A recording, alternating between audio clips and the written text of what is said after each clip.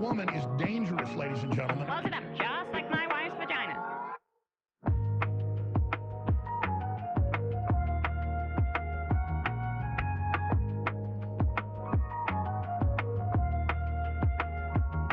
He looks good, and he looks hard.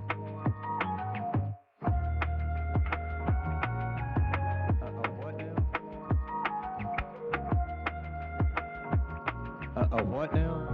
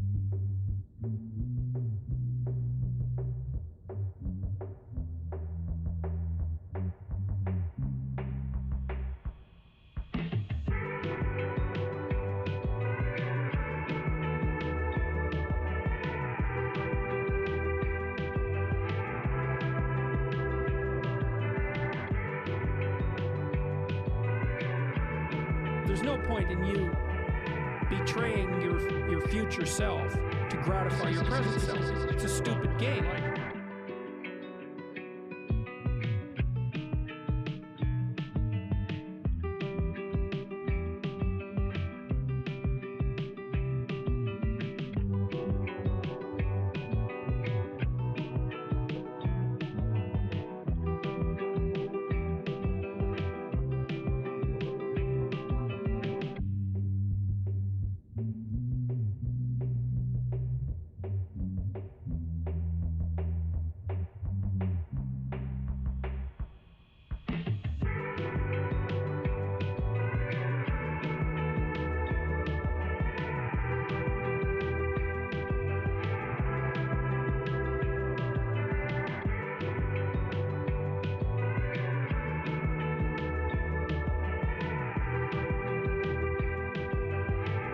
Equal parts. Oh my gosh.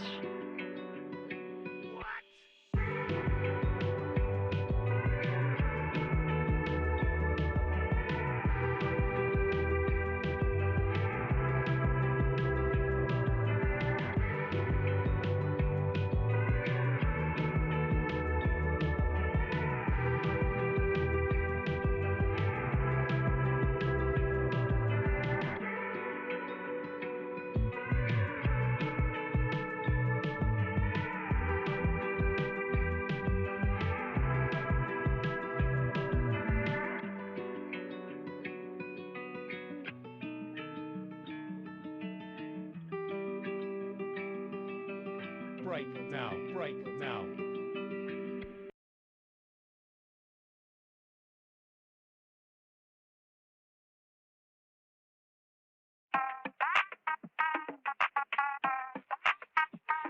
That's hot. So hot right now.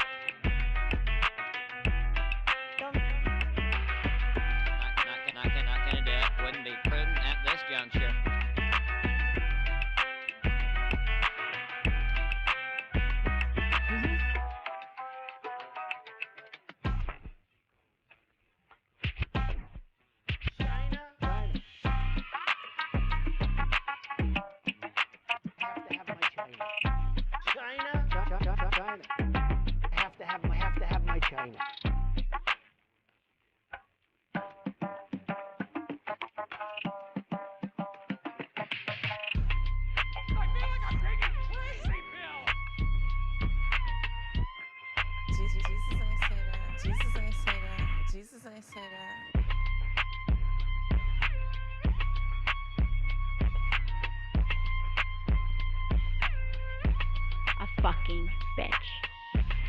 What now?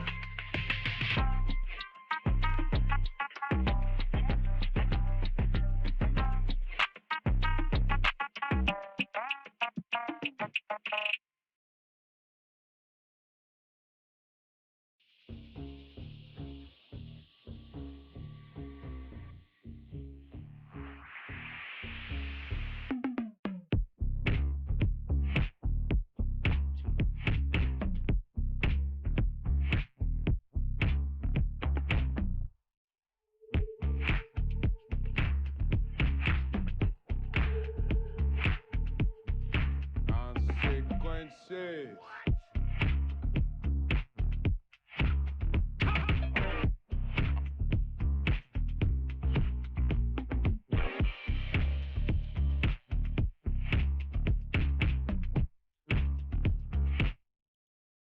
Are you not entertained?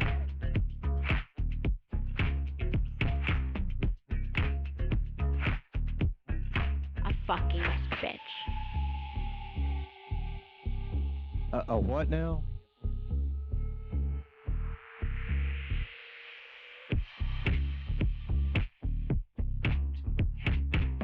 Go, go, go, go, go, go, go, girl, baby girl.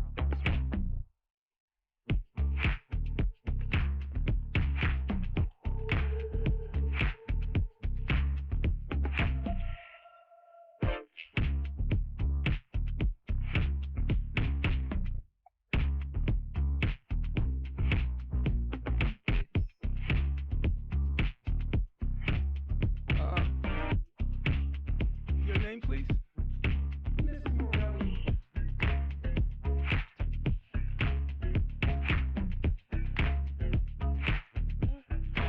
Everything but the same word.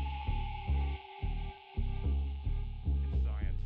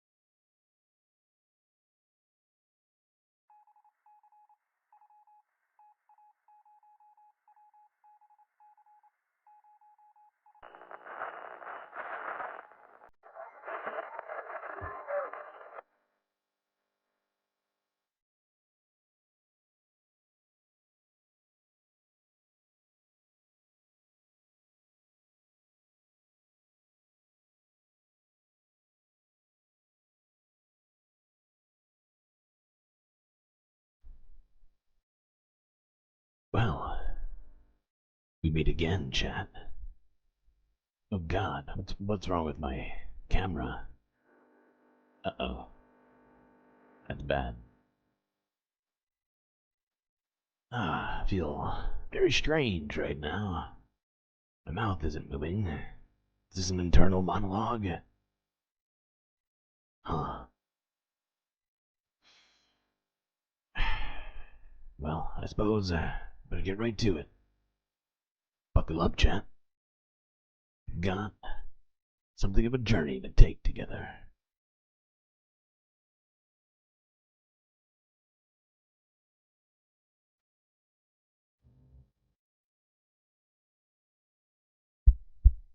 There we go. Now I fixed it. Now I fixed it. That is good.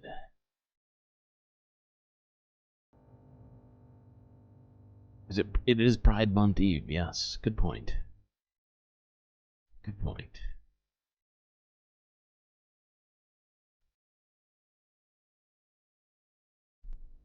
Found everyone.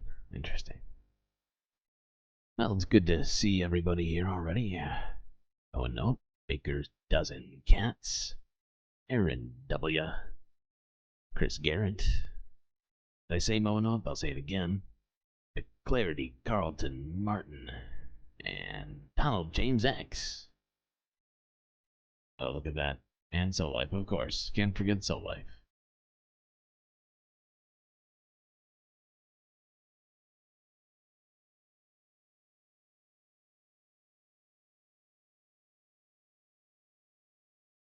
Well, I suppose, we start in a similar place as usual, but not the exact same. Today we're gonna start in America. Instead of gun violence, we're gonna look at police violence against protesters.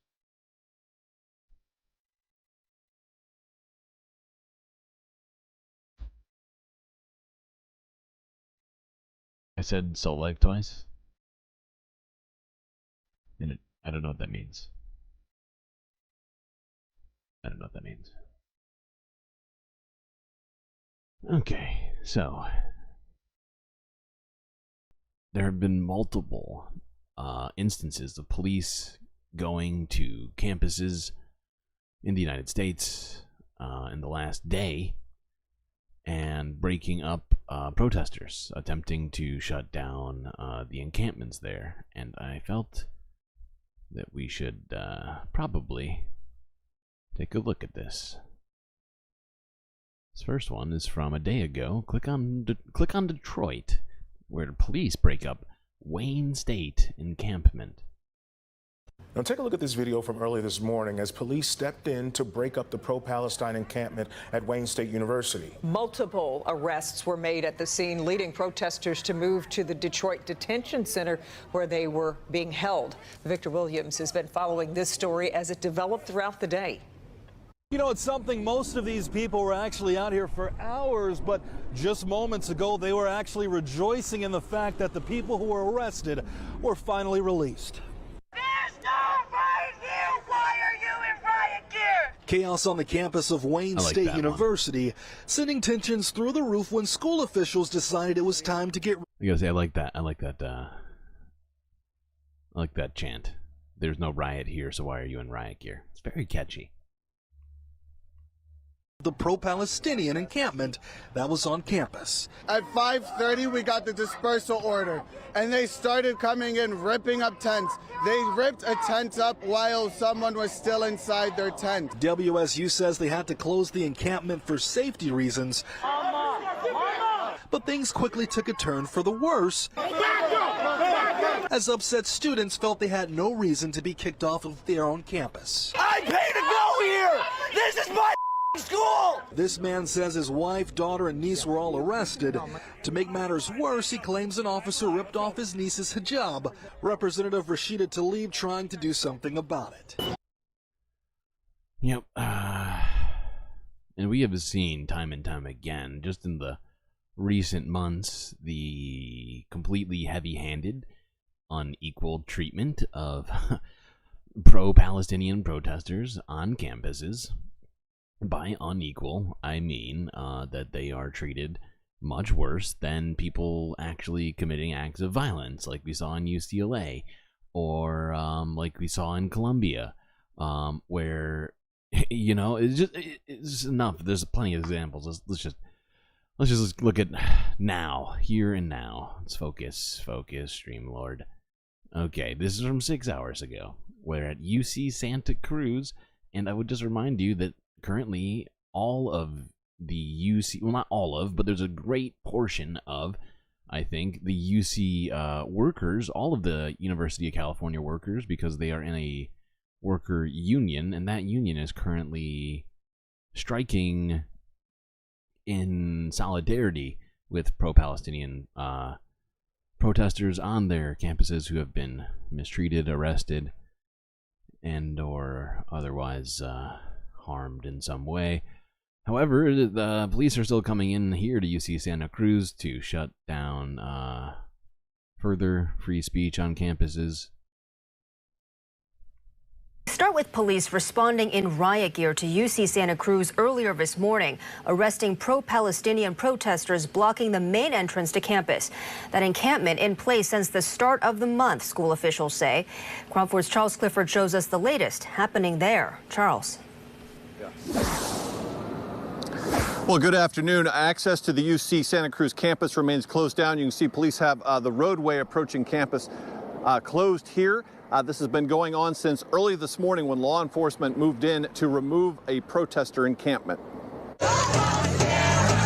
Early Friday morning, law enforcement in riot gear, including officers from the California Highway Patrol and the San Francisco Police Department, began clearing encampments from the UC Santa Cruz campus.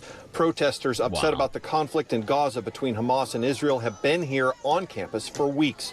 The university I said love that they need to bring in construction equipment for peaceful protesters. This is ridiculous. they have been asking protesters to leave and stop blocking access to the school to no avail. In a statement on Friday, they defended their decision to move in, saying it is imperative that we restore full access to our campus and end other unlawful, unsafe actions as demonstrated. By the way, if you listen to the way they framed it, there's multiple entrances to UC, what is it, Santa Cruz, sorry.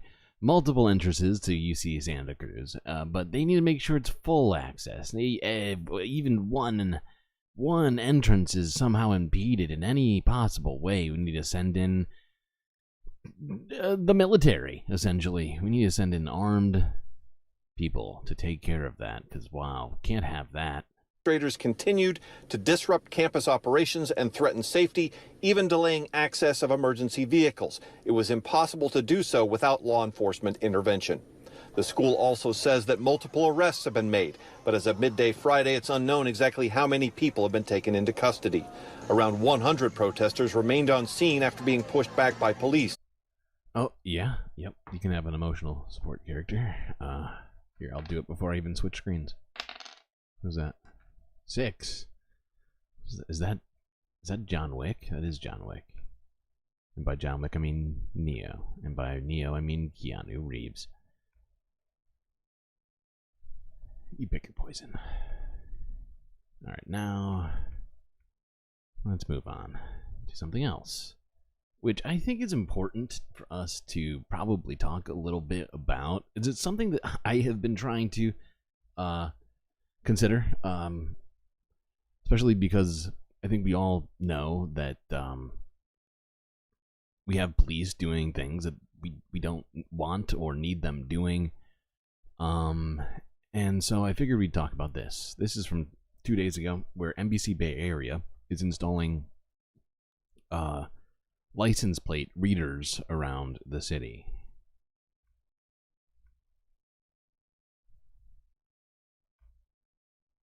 Another Bay Area city says it is time to add license plate readers to its crime-fighting arsenal. Yeah, the city council in Mountain View made that decision amid a growing debate over how to balance crime concerns and your right to privacy. Here's NBC's Scott Budman. Mountain View will soon put 24 license plate readers in place throughout the city. Officers say the readers will capture a still image of the back of each car that drives by, then compare the plates to a law enforcement database in hopes of catching up to criminals. The majority of the cities in Santa Clara County have already implemented the systems. This is where the 24 are set to go. Residents tell us they have mixed feelings about the readers. But just like security cameras outside of homes deters burglars. Now, the reason why they're doing this concerns me more than having traffic cameras picking up license plates for the purpose of issuing citations instead of having police officers do it, right? Because I think the less that we can have police with guns out there issuing people traffic citations for going 5 miles per hour or rolling through a stop sign, you know, the better, right? But in this case, I'm not entirely sure if I like the plan here.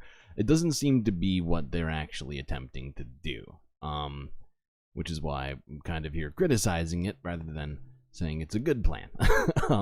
But I did think it was important to include in this discussion of police and what we have police doing. I really, yeah. I don't even know if it's obviously not a solution to all problems related to police, but you know, if we want to spend less money on the police, we need to come up with alternative solutions to things that people supposedly want out there. It'll just crack down on the wrong people, you think?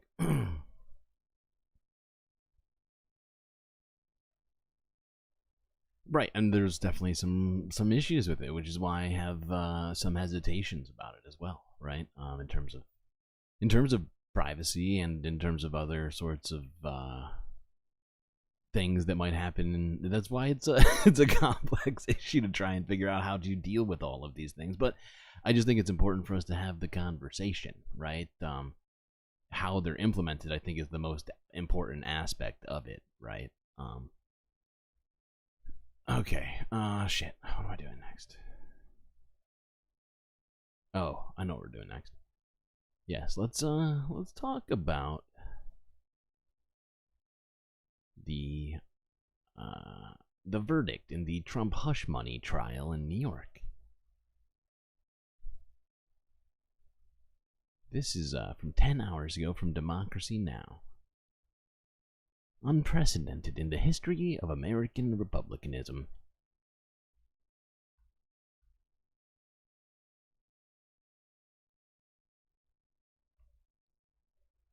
This news is funded by viewers like you. Please support our work at democracynow.org/give. This is Democracy Now!, democracynow.org, The War and Peace Report. I'm Amy Goodman. Former President Donald Trump will be sentenced July 11th, 4 days before the Republican National Convention in Milwaukee, after a New York jury found him guilty Thursday on all 34 counts of falsifying business records to cover up payments made to Stormy Daniels in order to protect his 2016 presidential campaign. Trump's vowed to appeal, also faces 3 more criminal cases. For more, we're joined by Professor Manisha Sinha, historian of U.S. politics, slavery, abolition, legacy of Civil War, and Reconstruction, professor at the University of Connecticut, and author of several books, including The Rise and Fall of the Second American Republic, Reconstruction, 1860 to 1920. Professor, you last joined us on the day after the January 6th insurrection. Welcome back to Democracy Now! First, respond to this historic moment in U.S. history, not just U.S. politics, the first former president to become a felon. Thank you for having me, Amy. Yes, it is extremely unprecedented because we have never had a case in United States history when a former president has been not only impeached twice, but also is now a convicted felon. Of course, there have been instances of corruption amongst presidents and vice presidents, but mostly they have resigned before they could be convicted, and they have been pardoned. What's unusual about Trump's case is that the extent of the criminality, the various cases against him, and now this unanimous jury decision convicting him for falsifying business records, but also, most importantly, for trying to corrupt the 2016 elections. All this is unprecedented in the history of American republicanism. As so much that concerns Trump, he wears this as a badge of honor. He seems unrepentant, even in the face of all these convictions. So yes, I think we are in fact at a crossroads in the history of American republicanism, and a man like Trump could very much upend this over 200-year historical experiment. Which, yeah, I'm kind of interested to see what happens with that, if you ask me. Hold on, I'm not gonna watch this whole interview. Let's see.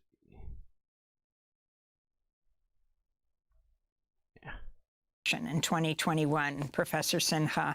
In fact, you were among the historians included in one of the biggest briefs in Trump versus Colorado.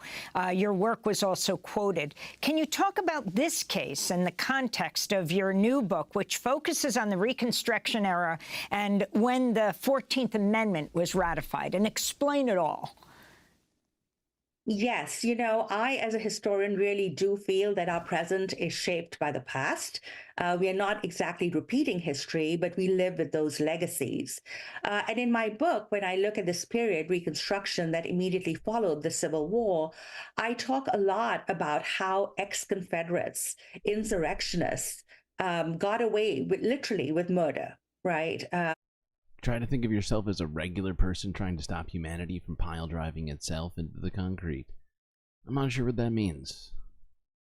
It's a vivid image, but I'm not sure what it actually is trying to portray to me right now.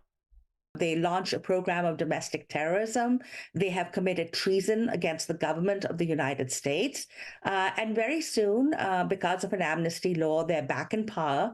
They may have lost the war, but they win the peace. And that represents what I call a nadir in American democracy. I don't think many American citizens may be even aware that we have lost our democracy for decades, certainly in the South, where it was open season on freed people, and you had a regime of racial terror, segregation, and disfranchisement for Black men, and later on Black women. And I don't think we can today go down a path where we similarly have a completely emasculated democracy.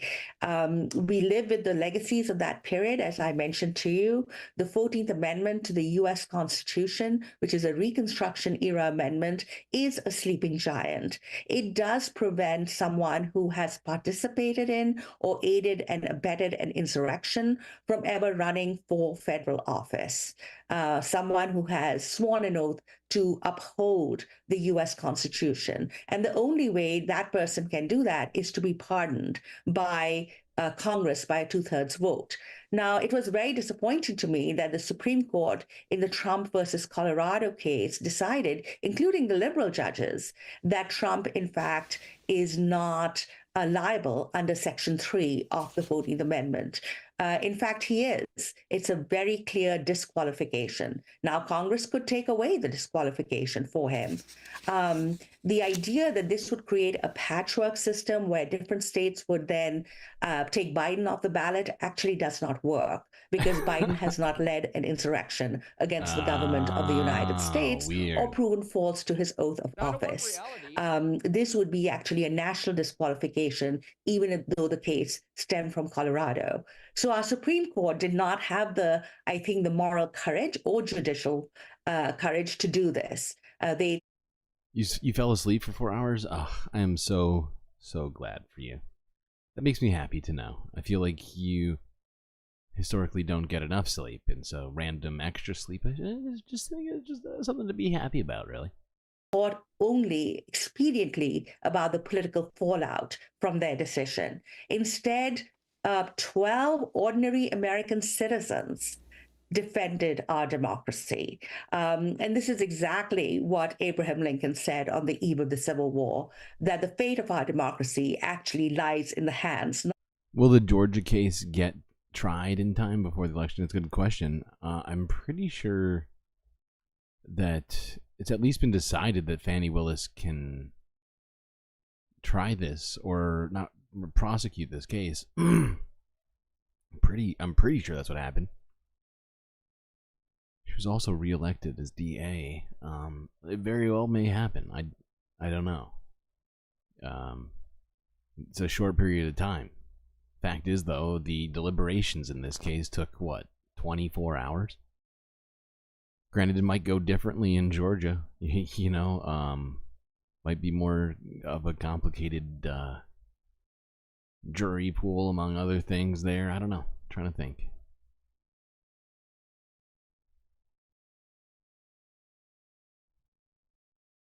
I could have sworn it was I thought it was decided that Fani Willis. Maybe I'm wrong. I'll be wrong on that. Don't write that one down.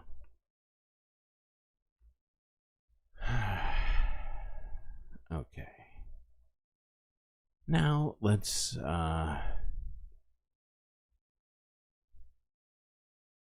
look at this. This is from 6 hours ago, where people across the U.S. react. Oh, actually, no. Wait. No. First, let's go to this. I just want to quickly look. This is from CNN. It's interesting coming. This is the dynamic of this interview is wild, by the way. This is Wolf Blitzer, who has JD Vance on for a discussion. Oh God, wait, why are you muted? God damn you, Wolf.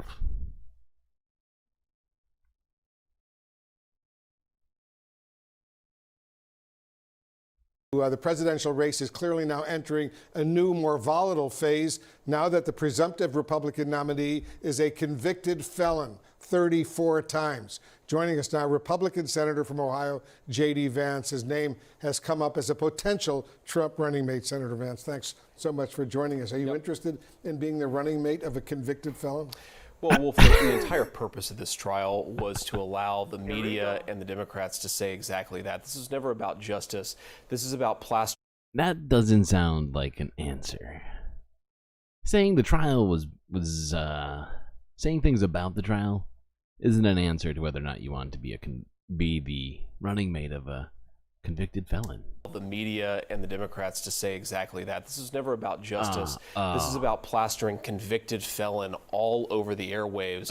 When in reality, the only thing that Donald Trump is guilty of is being in the courtroom of a political sham trial. This from the jury judges, was approved by the Trump lawyers. You would acknowledge that, right? Look, Wolf, the Trump lawyers approved the 12 men and women, the 6 alternates in the jury. Whoopsies. My complaint is not with the jury, Wolf. Wait, I'm sorry. His complaint's not with the jury. It's with something else. But it's odd because this guy loves law and order, right? And the jury gets selected. It gets approved by the defense and the prosecution. And everybody gets together and says, this is fine. These people can decide. Then that happens. I'm very confused, JD. Very confused. Is with the judge, with the jury instructions that were clearly reversible, with the fact that the judge had donated to the Biden campaign, which should force a recusal under the New York rules for the judge. The fact that his daughter has gotten wealthy off of this. $15 in 2020.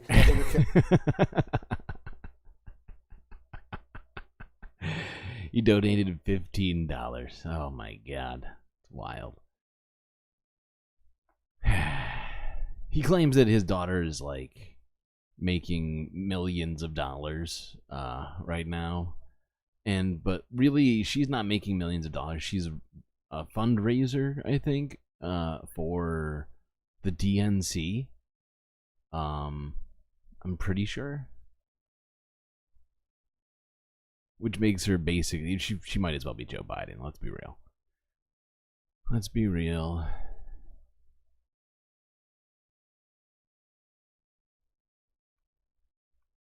To stop Donald Trump, $15. Wolf, to explicitly stop Donald Trump, please let me answer the question. This judge committed multiple elements of reversible error, and he did it while his daughter has made a ton of money off of Democrats. What the hell is reversible error? What does that even mean? He's just making up terms now. Candidates, and while he himself donated to the Biden campaign, so let me repeat the question. You cannot say that this trial was anything more than politics masquerading as justice. And yes, I will help Donald Trump. Okay. I will help Donald Trump. However, I think that I can, Wolf, because if didn't one of the people on the trial, or was it? I can't remember. Maybe not. I can't remember if anybody on the trial had actually said specifically that they voted for Donald Trump, but I could have sworn I heard something about that. Who, like, a juror was, but everybody had to say yes multiple times, actually, as it turns out. Allow this to happen, it's so much bigger and so much more troubling than Donald Trump. If we allow this standard that you can throw your political opponents in jail because they're doing better than you in an election, it will be the end of this country as we know it. So you don't think this was a fair trial at all? No, Wolf, I do not think it was a fair trial at all. And more importantly, again, everybody's focusing on Donald Trump.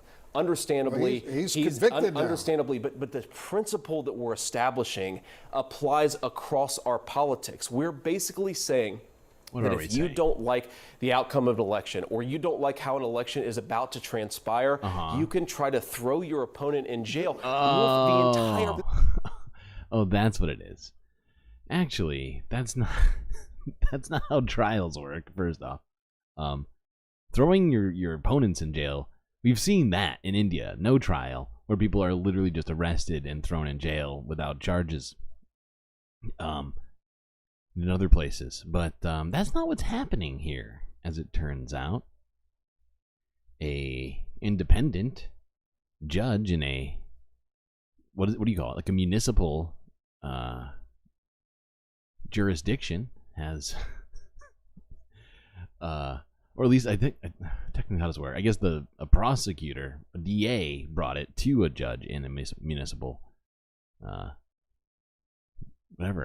jurisdiction, right? And now he's been convicted of that, of 34 of those things, all of them. Reversible damage. It's the goddamn reversible damage. How do we stop the reversible damage? We got to reverse the reversible damage. This wasn't a trial paperwork organized violation. by Biden. This was a trial organized by New York City, the district attorney in Manhattan. After the number 3 person in the Biden Department of Justice joined that prosecutor's office and then goes after Biden's political opponent, this absolutely is connected to Joe Biden. People move around between districts all the time. Happens, you know? It's constantly moving around, different law clerks moving from one place. Someone having at one point worked in Joe Biden's not even in his administration, but in a, what do you call it? He was like the third to the AG or something like that.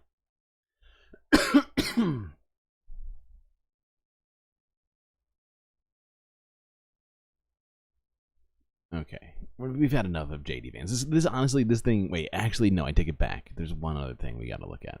Damn you, JD. God damn you. Also, God damn you both. Both of you suck. Wait, is this it?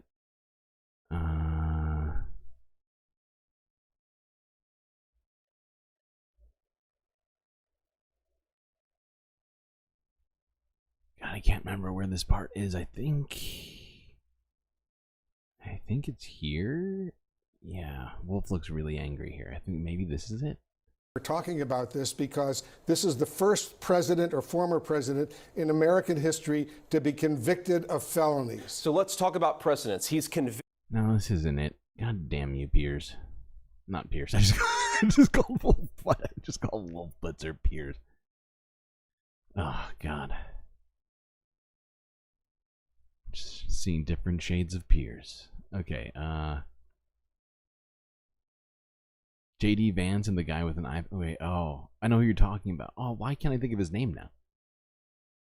Public for Calm asked Americans, and I'm quoting him now, to respect the verdict and legal process and to not pour fuel on the fire with more toxic partisanship. This was met by a response from a senior Trump campaign official who. So yeah, this senior Trump campaign official said to respect the verdict. I wonder what JD Vance has to say about just that. Said to Larry Hogan, you just ended your campaign. Are you okay with that? I'm okay with the fact that we need to criticize and call this ridiculous legal proceeding out. Larry Hogan's trying to win a Senate race in a blue seat. Obviously, I disagree with Larry Hogan. The problem. Wow. Okay, wait, hold on. This isn't even what I wanted to look at, but hold on. Where the fuck does he say it? This is disgraceful. Do you believe that his employees, with his knowledge, were trying to cover up an affair with Stormy Daniels in order of, this is just a few weeks before the election? I believe that Donald Trump did nothing wrong, but if you take Alvin Bragg's argument, if you take every single thing in that indictment at face value, what it suggests is Donald Trump committed a paperwork violation. Is that 34 felony counts? Not in the country that I want to live in, not in the United States of America that I know and love. You don't want to live in the United States? I don't want to live in a New York sham prosecution. I would not live in New York State. Absolutely, I wouldn't. I don't want to live in a New York sham prosecution. Oh my God. Who knew? JD Vance has been living in the courthouse. Apparently he's left his home. I think he's married, and his wife, and he's moved in. He's living inside He doesn't want to be living there, but now he's being forced to live inside of this courtroom in New York. Oh, God. Poor J.D. Vance. Oh. Wolf, because what New York has showed, and what frankly the Biden administration has showed, is that if you don't do exactly what they want you to do in politics, they will try to use our system, bipartisan system of law and order, to throw you in prison. It's so disgraceful. The bipartisan. I'm very confused by this rhetoric, JD. You're all over the place, pal. It's a Republicans and it's a Republican and it's a bipartisan. What? Sorry, I'm trying to remember all the crazy words he just said just now. He's living in a New York court, which is bipartisan, by the way, not just Democrat run, apparently. Even though we got to worry about the Democrats, but that's a separate and important point that needs to be looked at later and also now. But more importantly, the bipartisan deep state is just coming for Donald Trump. It's terrible. We're 22 likes. Oh my God, hold on. Oh, that's gonna be a Cisco. That's gonna be a Cisco right there. Okay. You know, I don't know where it went, and I kind of really want to find it. Where does he ask him about this? Because Trump called the United States a fascist state after this. And he asks him the question in here somewhere, but I can't remember where he asks him. It's in jail. I think this is disgraceful. So in a fascist. Oh, here it is. The Here it is. power of the courts and his power. Wait. This entire proceeding, But are you Wolf, not at outraged that Donald Trump Trump's calls- criticism of it. Trump is calling the United States of America the greatest. Hold on. This is actually pretty great. We need to hear this whole thing. Go back. There we go. I found it. What he just said, because this jumped out at me. I thought it was obnoxious. When he said, we're living in a fascist state. Is the United States a fascist state? Wolf, I served in Iraq in the United States Marine Corps. I have multiple family members. Were you outraged So, when he yes. said that, when Trump said that? I am outraged at this Oh, entire proceeding. But are you Oh, he's not Donald outraged. Trump's Oh. criticism of it. Trump is Not calling the the- United States of America, the greatest country in the world, a fascist state. Are you okay with that? After the President of the United States Are you uses okay the with power that? of the courts and his power you as agree with him president that we live in a to fascist throw state? his opponents in jail? Can we just focus on the power of the president? So powerful. This dude is wild. Okay. Anyways, no, he's fine technically. He will not criticize Trump for claiming that the United States government is fascist. Apparently, Trump is Antifa now? I'm confused. I'm very confused. I'm both confused and shocked. Alright, let's go to this. Let's look at some footage of people across the United States reacting to Donald Trump's guilty verdict in the hush money case.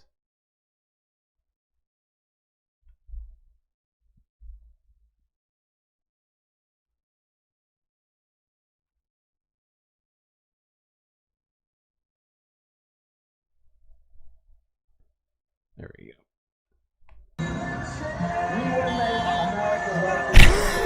Jesus. Absolutely a travesty of justice. This is something that. What do you think it costs to be a Trump supporter? What do you figure?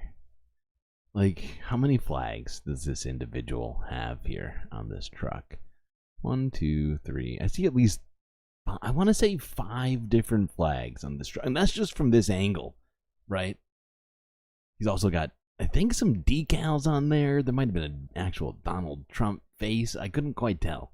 But it costs your dignity. Well played. Well played. Wait.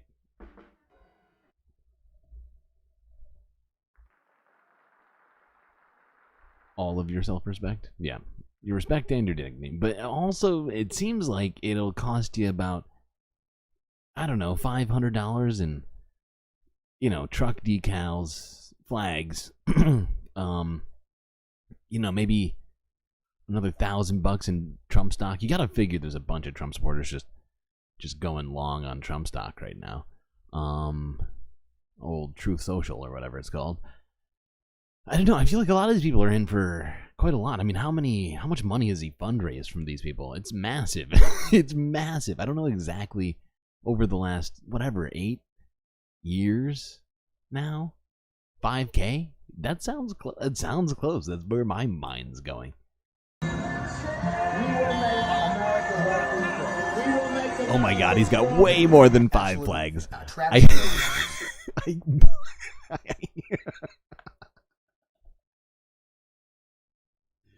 I severely undercounted those flags. I severely undercounted. Look, he's got 5 just on the back. I claimed that he only had 5 in total. He's got like 10 flags on just from this side. Who knows what's on the other side of this goddamn truck? It might as well just be, it's probably just a couple of blow-up balloons dressed as Trump, holding flags. Absolutely. A travesty of justice. This is something that has shown to all of the American people out there how corrupt our government and our court systems have become. Oh no. I am so excited about the verdict in New York that I had to come out All those today flags to are do my red happy flags. dance. And finally, I feel like They a little should bit be. of justice is served. That is insane. That was my reaction. I'm shocked. I really thought he was going to walk. And just because of so much political mumbo jumbo surrounding this, and it's just Political mumbo jumbo. This woman has a very in-depth analysis on this. Mumbo jumbo, you say? taken so long for this to, to finally come to a conclusion.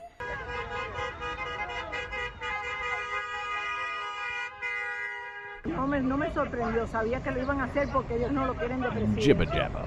Esto ha sido planeado y muy minucioso. They don't want him as president. This was planned, carefully planned, and so we are here. Okay. Okay. Mm-hmm. Totally normal. Not weird at all. So many flags. Seriously, they are keeping flag shops in business. Trump supporters.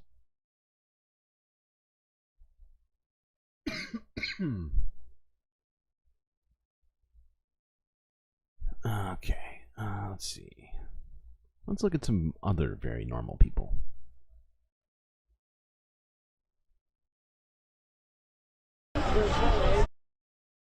Ooh, wait, I want to watch this one.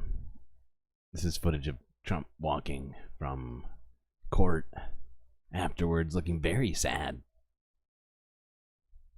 Seems downtrodden or defeated. He's waving, but it's not. It's just not. There's not a lot of enthusiasm there. You see his hair? That shit is perfect. I love the hair. You know that, right? You talk about hair. What about you? Okay. Let's go here to these very, very normal people. He stole... Pro-God, pro-family, pro-life. He stole Make America Great Again from Reagan. I almost called him Rogan. Honestly, Rogan's more relevant than Reagan. I might as well, right? Pro-God, pro-family, pro-life. Jesus, I say that. Pro boats, you said. Pro boats, yeah. We are here outside the courthouse as the jury has begun deliberations. I guess they've asked to hear other testimony, additional testimony again before they continue their deliberations. But we're here, and there seems to be a slightly bigger crowd based on the flags that I see. I'm going to go ahead and guesstimate, I don't know, 7 to 10 Trump supporters. That's a lot. This could be a huge uptick in the support that former President Trump has, as people are really, they're shooting their vibes. That's a normal. I've heard that talking point many times. Pro boats. Everybody's pro boats. That jury hoping for a not guilty verdict. A lot of the other people here of course, are It's a going to very be just snazzy suit, onlookers by the and way. media, which always far outnumber Trump and his supporters. We've heard that this place is hard to find. It's hard to get near the courthouse. We manage to find it every time we come here. We'll go take a look. You know, something interesting. A lot of people are debating, will or won't Trump be found guilty? The one thing that I keep thinking is... David Feldman said that he guarantees Biden win because of it? You're saying just he guarantees it, or that the verdict in the trial somehow guarantees it?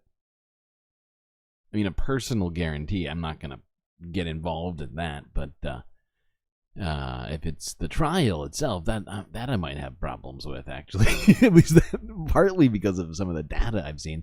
Not that you necessarily need to take every poll at, face value, but I think we just looked at it like a couple of days ago, where 25% of Republicans say that they're more likely to go out and vote for Donald Trump if, granted, this is out of already Republican voters, but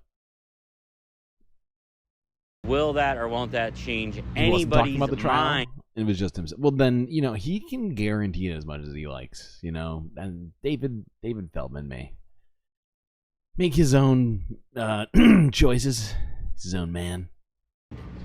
I think most people have decided what they think, what they believe already. So it feels like a bit of a formality here, but I don't know. We'll see. We'll see what people have to say. Are you a Trump supporter? Yeah. You are? Okay, so we're going to add one to whatever total we come up with later. You're not? Removed. Okay, so that's big news here. No. You are a Trump supporter? You are a Trump supporter? Add? Yeah, add. Okay, so... You've heard that Donald Trump is fundraising like crazy after the verdict? I also heard they were trying their very best to fundraise, but I also heard that, there were some issues in terms of their website. I have no idea what their exact numbers are on fundraising right now. One down, but back up to one. Are these dogs Trump supporters? Are these dogs Trump supporters? Let them answer for themselves. This person does not give All right, a I'm not going to add them. I'm not comfortable doing that. We have this poster here. It says "Never Surrender." Does that count as a Trump supporter? He got his might as well count it as a Trump surrendered supporter. to Georgia authorities. So I'm not sure if that's a pro guilty verdict or an anti-guilty verdict. It's hard to know which symbol. In what time period did they raise that $52 million? Do you happen to know? I feel like I need to look it up, but that would be. Here we are. We're in the middle of it all. Miss, are you for or against Trump? For Trump. For Trump. Are you for or against a guilty verdict? He's not guilty at all. So you're against the guilty verdict? Of course. And then are you for or against law and order? For. wow. Are you for or against Trump? Trump campaign says it raised $52.8 million after the guilty verdict. Wow. Wild. That's a lot of money. I'm trying to think, how many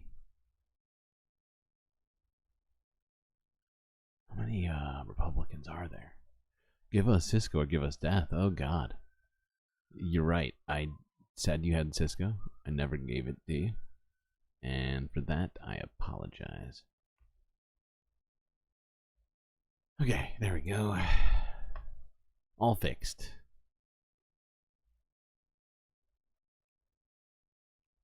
Of Donald Trump. Fuck Joe Biden. For or against the guilty verdict? I don't think that's up to me, because if it's a guilty verdict and there's no not crime, unless you're on the jury. No, there's no crime. This So guy how is is it super even a normal. trial? This guy is super normal. By the way, I would point out, he's literally wearing a clown suit. Literally. So Well, I'm there's been a against trial the guilty taking verdict. place. I'm against the entire trial. And I think it'll be great if they convict Donald Trump, because then we can convict Hillary Clinton, Joe Biden, and Barack Obama in the same month. And we'll call that the 225th anniversary of the United States. So you are for Donald Trump, but you are For also Donald Trump. for a guilty verdict. I'm Also for for- fuck Joe Biden. Oh. Fuck Joe Biden. Fuck Joe Biden. Okay. And fuck you if you voted for him. Oh. And are you for law and order in general? I want to put a for or against law and order. For law and order. Are you for? I'm pretty sure he just said something super offensive just now. These guys don't cut much, so if they had to cut that when he got real close to his face and appeared to be ready to scream something, I'm guessing that was pretty fucked up, whatever he just said. I'm for Trump. Uh-huh. I'm pro-life, Okay. pro-God, pro-family, yeah, pro-life, pro-Second Amendment, and pro-boats, too. Did And God pro boats. desert you when you lost your boat? No, he lets us suffer, but look what he did on the cross. The He did a suffering what? that he did when they... Wait, what was that?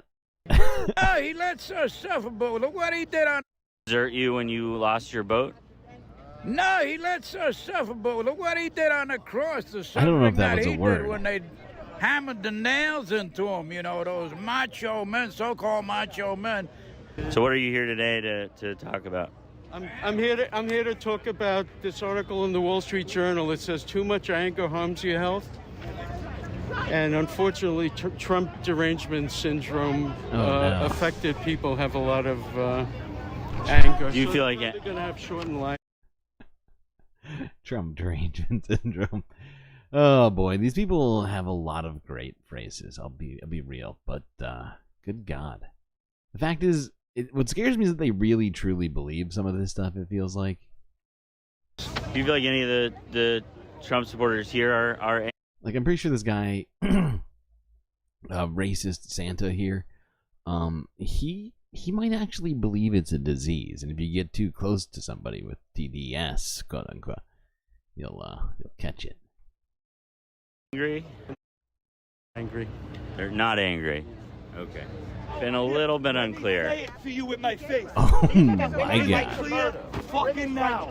Fuck Joe Biden and fuck you if you. I think it's amazing that this guy here has decided to give us an example of a real-life MAGA clown. Is it clear? Fucking It's now. very clear. Fuck Joe Biden It's and fuck very you clear. if you voted for him. This dude is super normal. Very normal guy with no problems at all. Either in his life or in this moment. Everything he's doing. Clearly, he's thought it all through, okay? People, don't question it. Don't question it. He's got reasons for all of it, I'm sure. He looks like Rabbi Shmuley. They do have similarly sort of unkempt looking beards. I will give you that.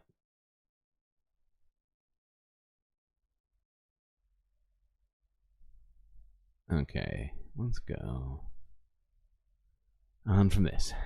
Figured we'd have a little bit of a laugh with the good liars. They had even more great coverage from outside the Trump trial there. F you, F you, F you, you're cool, I'm out. That's exactly the vibe from that guy, that very normal guy.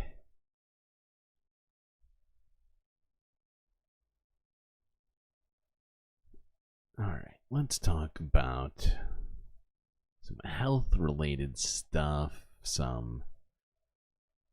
a few different things here. First, let's talk about this 4 hours ago. And if you weren't expecting this, well, I am sorry to let you down, or to be the one to let you down on this, but the Texas Supreme Court has, in fact, rejected challenges to the abortion law over just medical exemptions. You know, like trying to save a woman's life. But that's not important. Jesus, I say that. Hush, Omarosa, I'm trying to make a point. Okay, let's go to this, where plaintiffs react to this horrific news. Reading this was a gut punch. I read the ruling I felt like I'd missed something, and so I immediately reread it. And I realized what was missing in those pages was us. We weren't there. We didn't exist. The ruling refers to the center, but not the 20 plus of us who went through just heartbreaking, tragic circumstances. Most people assume that if something goes wrong seriously with their pregnancy, a serious risk to their health, their life, or a fatal fetal diagnosis, they can make the decision to terminate in consultation with their doctor. But as women across the country are finding out, exceptions to abortion bans are illusory, and it is dangerous to be pregnant in any state that bans abortion.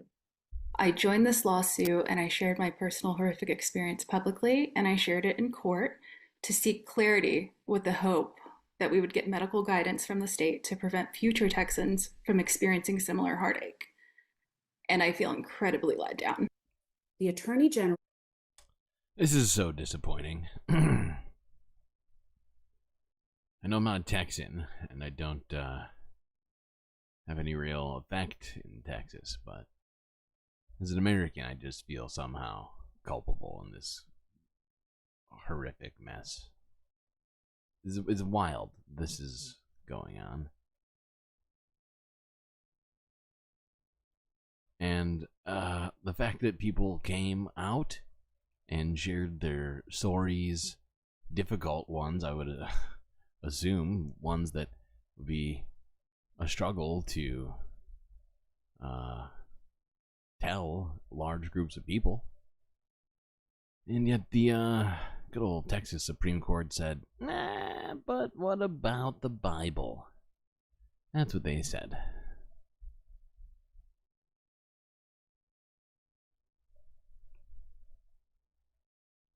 Okay. Just figured I'd make you aware of what's happening in that state. Seems like we're just looking at a different state every week on this situation. And it's a very unfortunate trend. Let's look at this. This is from 6 hours ago. CBS News. What to know about the human cases of bird flu detected so far.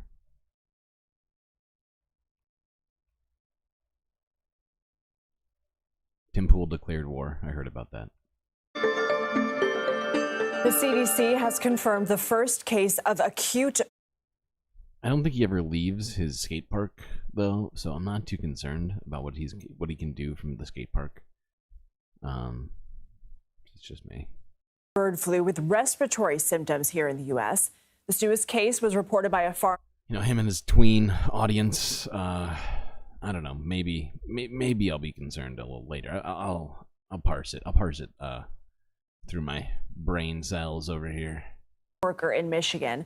Despite the name bird flu, this is the third human case associated with an outbreak in dairy cows.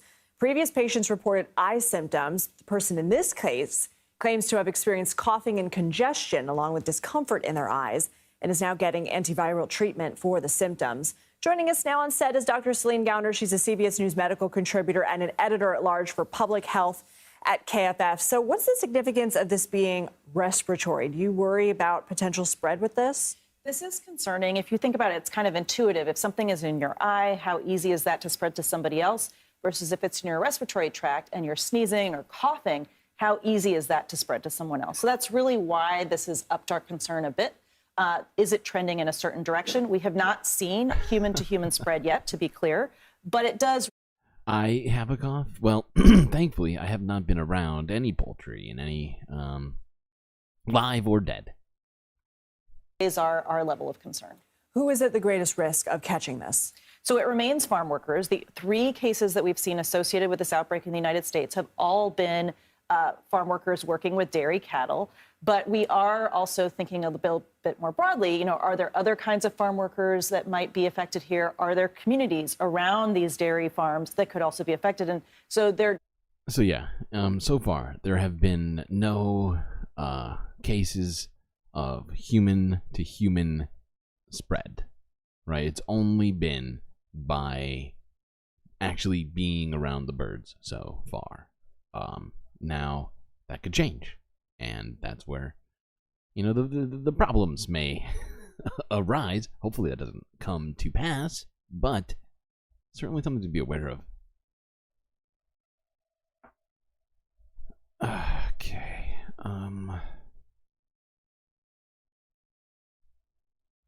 Now let's quickly look at this. We're going to quickly talk about food in impoverished communities and among people in need, by way of a couple of different routes. So first, let's talk about this. This is from 2 days ago, where Dollar Tree is going to be acquiring some 99 cents only stores.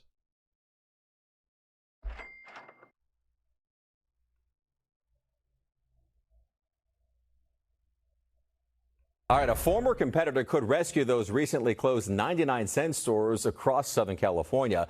Some industry reports are saying that Dollar Tree has submitted the winning bid to purchase 93 of the defunct discount stores here in California. They will also purchase a few in Arizona, Nevada, and Texas. Right now, there's no word on whether all of those 93 California locations will reopen or about when that could happen. Now, this is really just a way to segue us into this, but one thing I'd like everybody to remind themselves of and consider here in this moment is that Dollar Tree is owned by private equity. They sold to private equity, I want to say, more than 15 years ago now. I could be exaggerating. I'd have to pull that up. But they just suffice to say that they are, in fact, a company owned by private equity. In most of their stores, in fact, they have, you know, instead of being a store where you can get things for $1, like, I mean, it's not that, right? It's very much, the prices there are honestly somewhat exorbitant for what they provide, but they know that in many cases, that the locations where they are, it's a food desert. People would have to go too far to get more food, and are forced to accept their high prices. So they're just kind of private equity gouging poor people. And not great. I'm not a fan of them. Let's go on to this. This is from PBS Wisconsin from 7 hours ago, where an individual whom I'm not familiar with by the name of Ryan Rasmussen came in to discuss new ID requirements for food pantries. It's not what it sounds like. Starting in October, 265 emergency pantries in Wisconsin that accept donations from the Federal Emergency Food Assistance Program can no longer ask visitors to verify their address in order to access free food. Hey, look at that. Look at that. It's good news. It's actual good news. Granted, it's just in one state, but hey. Or actually, it's not just one state. She said federally, right? So I mean, this is honestly, this is a good thing. This is a good thing. Not forcing people, like, because the fact is that's been the case and has barred many homeless people, unhoused people, people who are impoverished, who may have no access to ID or otherwise be able to prove residence. It keeps that from happening now. I'm just This new state glad to rule hear it. comes as food pantries are seeing an explosion in need, and such verification can be a barrier to access. But could it also result in shortages at popular locations? No, you didn't hear it wrong. You did not hear it wrong. It's the way they worded the title. It's worded. Ryan Rasmussen on new ID requirements for food pantries. It sounds like the exact opposite of what it's meant to actually portray.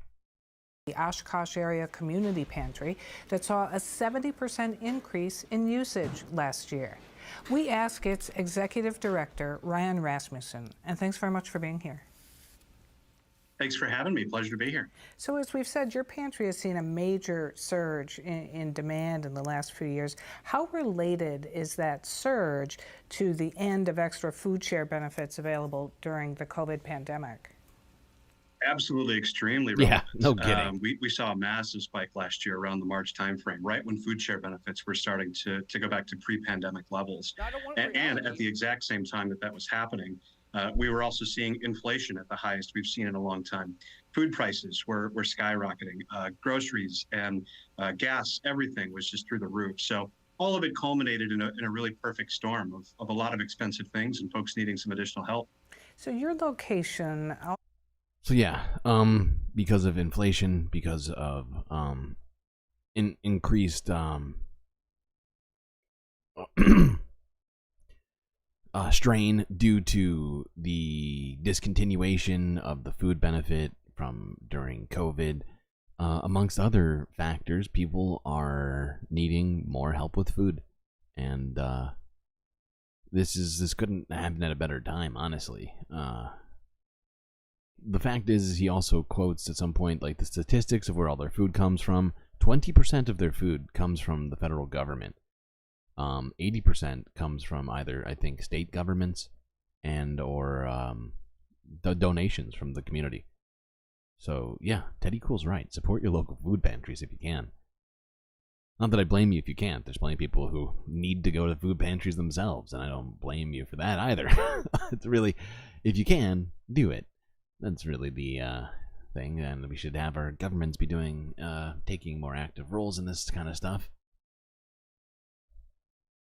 But you got people like, I don't know, J.D. Vance, who we listened to earlier, who just wants to take every opportunity to take food out of children and poor people's mouths, especially poor children. Oh, God.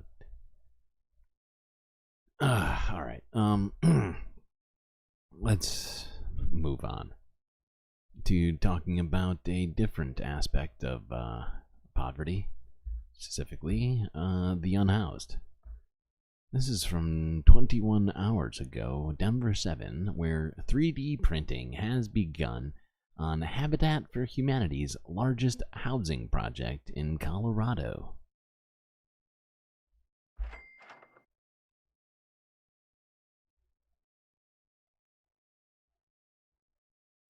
Well, a massive affordable housing neighborhood broke ground today in Greeley. It will include sports fields, community gardens, even childcare centers. In addition to all of that, it also gives families the chance to become homeowners in an unforgiving market. Denver 7's Danielle Kreuter has the story.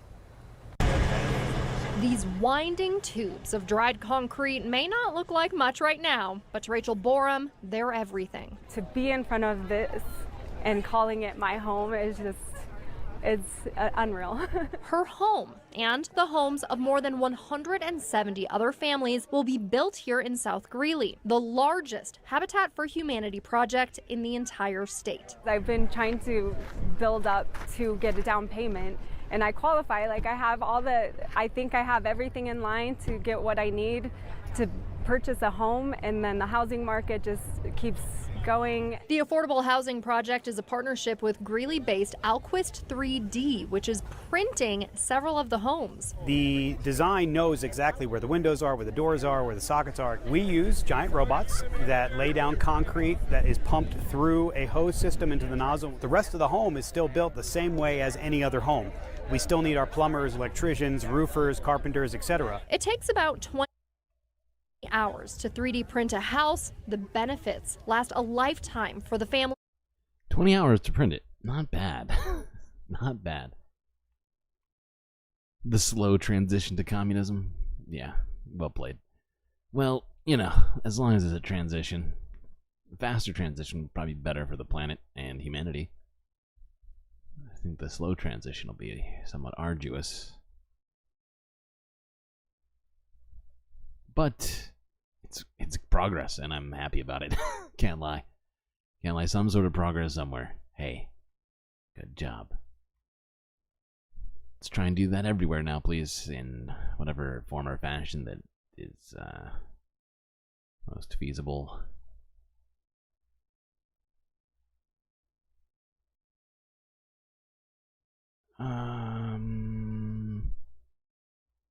Yeah, let's quickly look at this. Where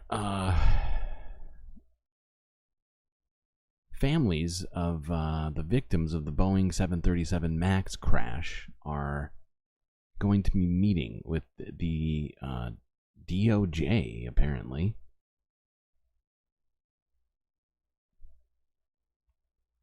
Which makes Happening me think, today, the Department of Justice is expected to meet with the victims' families of the Boeing 737 MAX crashes. This follows the department's recent decision that Boeing violated a settlement made after those 2 deadly crashes. That means the company could face criminal charges again. Prosecutors have until July 7th to decide whether or not to charge the company with fraud. I'd like to see some people actually go to jail for this thing at this point. Another one? No, not another crash. This is just a previous crash that the DOJ feels that Boeing has violated the settlement of, and are, you would think, and speaking with the families, perhaps getting ready for, as this guy said, perhaps some sort of case against, a legal case against, almost called them Apple, because that's what we're about to talk about next, Boeing. Okay. Now, let's move along to what I was just saying. Apple. This is from 8 hours ago from More Perfect Union. What it's really like to work for Apple. Let's find out.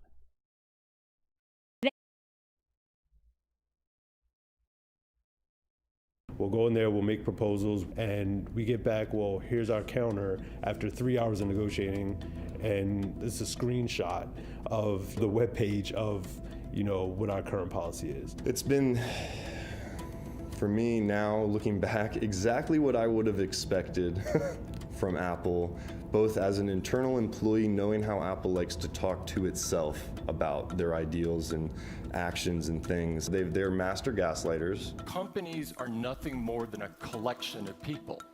And so by extension, all companies should have values. And then we're also seeing the tactic of draw it out for as long as humanly possible. In June 2022, workers at an Apple store in Towson, Maryland voted to unionize with the Machinists Union. 2 years later, they're still negotiating a first contract with the tech giant and are nowhere near the finish line. 2 years. The biggest things that we're going for is fair wages, fair raises to keep up with inflation, to keep up with the cost of living, to be able to work this job and to be able to, afford a place to live and your groceries and your transportation, and living comfortably without having to struggle. We were asking for 6% wage increase. Seeing the profits and seeing things like, huge stock buybacks and things like that, it gets you a little upset that we're negotiating over trying to get more than a 2% raise or something like that, right? It's showing that clearly there's money there. Yeah, absolutely. The fact that Apple's just drawing this out for 2 years just shows you just how much they want to punish these people, right? Sapping their time, their resources, and their energy. And the fact is they have been actively doing things to, essentially taking punitive measures one way or another, even if in some cases it's more symbolic. It's just wild just how shitty Apple is treating these people. We're asking for a 2% raise. Meanwhile, that individual said, they've spent billions and billions of dollars on stock buybacks to enrich themselves, giving themselves many hundreds of percent bonuses and other sorts of things on their salaries and whatever else. No big deal. Follow the rich white man. Ow, that's my hand. Okay. Let's move along to this, which I found to be fascinating on multiple levels. Let's hear from CBS News quickly here. This is from 2 hours ago, or whatever it was before my stream started.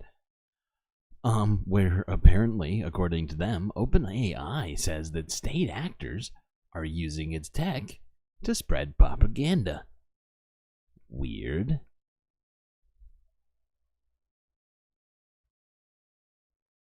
Tech company OpenAI is warning that state actors around the world are using generative artificial intelligence to run covert propaganda campaigns. The company told the Washington Post. Okay, so I found this fascinating for so many reasons. First off, this first sentence is fascinating. OpenAI is warning that bad malicious actors are using its software to promote propaganda. Their software. I'm pretty sure they license, right? I'm pretty sure they license their software. Am I wrong? Is OpenAI completely open source and costs nothing? Hold on.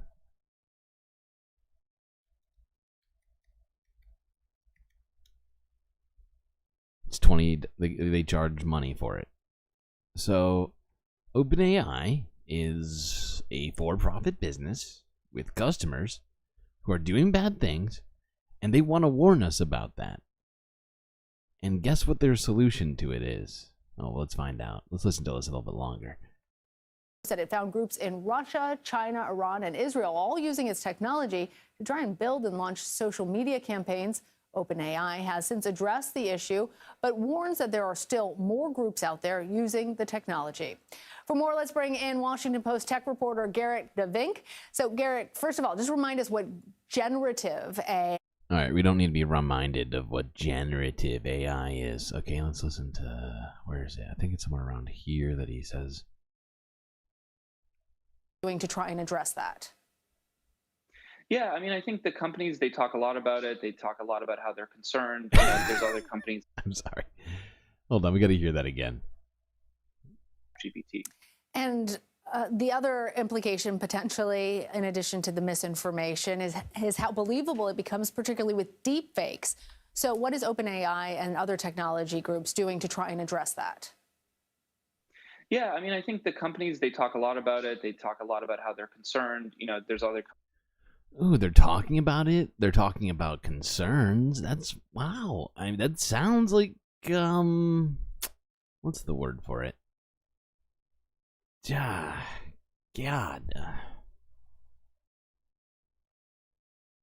I don't know. It sounds a little bit unserious.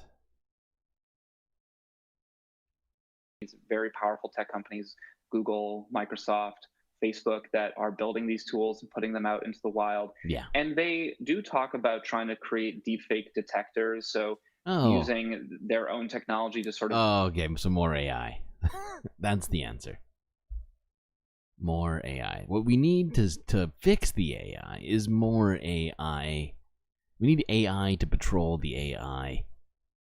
But then how do we patrol the AI patrolling the AI? That's my question.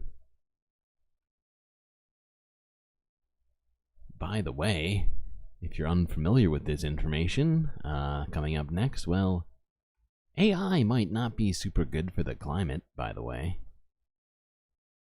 Let's look at this. One ChatGPT request, that's the equivalent of pouring out a bottle of water and powering a light bulb for 15 minutes. A lot of people think of the internet as just being in the cloud. Really, it is taking up this huge space of these gigantic computers, which are data centers. In Northern Virginia, we have over 300 data centers. There's around 100 million square feet. And they use a lot of energy. Artificial intelligence requires servers to run much hotter. Water cooling will be necessary. So where will that water come from? One ChatGPT request, for example. Probably the Great Lakes. Places like that. Jesus Christ. Anyway, yeah. So if we're gonna get AI to patrol the AI, the energy cost and water cost implications are quite high, as it turns out. Now, let's talk about something that is honestly talked about a lot, but from a completely different framing. This is from 10 hours ago. From Our Changing Climate, a great YouTube channel, by the way. If If you haven't already, do hit them up. This is their video entitled "The Regal Trap of Consumerism."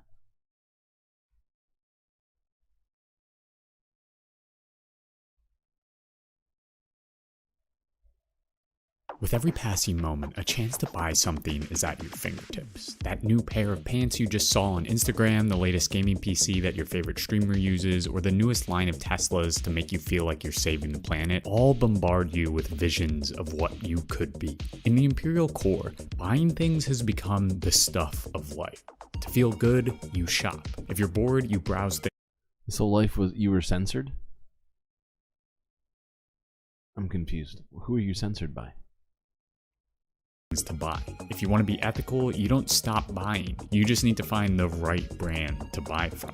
Seemingly, our whole lives are wrapped up in the vicious cycle of working all day and then spending all of our money to fill the void in our lives. Consumerism is a problem that runs rampant in imperialist countries like the United States. It's right up in our faces at every moment. It can be easy to see this conspicuous spending and claim that overconsumption is the source of many of our environmental problems. Consumers are, after all, the ones making the choices at the checkout counter. They're the ones voting with their dollars. But today we're going to dive into this mistaken worldview.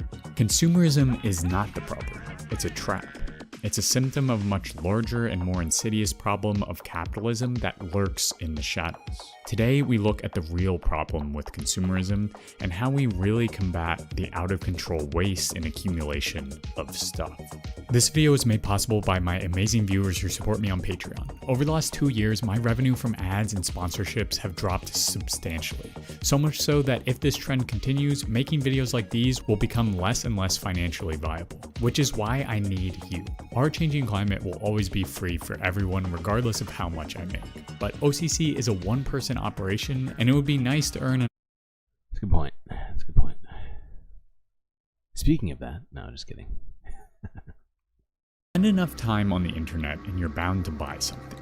How could you not when Amazon offers free shipping and an option to click just one button to speed you through the checkout process? Or when the new online marketplace Temu offers rock bottom prices for basically any good you could ever want. Consumerism in the US has risen precipitously, with total retail sales more than doubling since 2013. Indeed, the percentage of households with 2 or more cars has increased dramatically from 22% in 1960 to 59% in 2020, while the average home size expanded by 149% from 1,595 square feet to 2,383 square feet in 2022. And when families run out of space to put all of their stuff, they've turned to storage units. In the United States, an estimated 14.6 million households rent additional storage to keep all of their additional stuff. This generates the self-storage industry $29 billion in revenue every year. And all of this growth hasn't been to accommodate larger families, because the average family size has actually decreased by 16%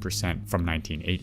And this expansion of consumption has had disastrous effects on the environment. Despite being home to just 5% of the world's population, the United States consumes 15.7% of the world's total fossil fuel energy.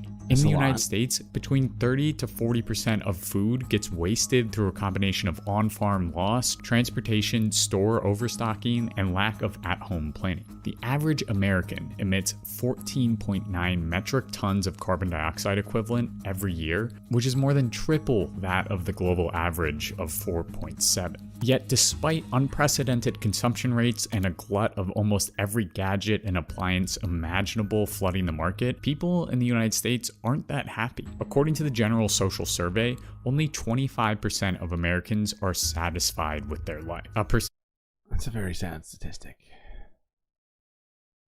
Hold on. Can't watch this whole thing.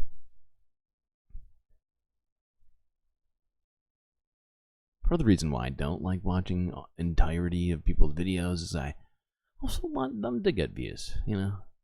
If you don't see the whole thing, well, you might have missed something. You might have to go watch that sometime. Okay, let's see here. Now let's talk about what's really causing these problems. The hidden abode of production. Behind every dollar spent on that butter melter you saw on TikTok or that automatic pot stirrer you saw on Instagram lies a corporation. A company eager to offload its product into your hands to generate profit. The core engine of capitalism is its constant demand for capital accumulation. Capitalists must incessantly expand their productive capacities through new technologies and decreasing labor costs to create the most commodities for the lowest prices. If they fail to do so, they get eaten alive by other, more capable owners who've managed to create more products at cheaper prices. This process of constant accumulation and expansion creates overproduction. Production that generates piles of commodities that must be sold to the masses to continue the cycle of capital accumulation. Because exchanging products for even more money is essential to complete the last leg of the money invested into commodities and sold for even more money cycle, also known as MCM. In a sense, consumption. Yep.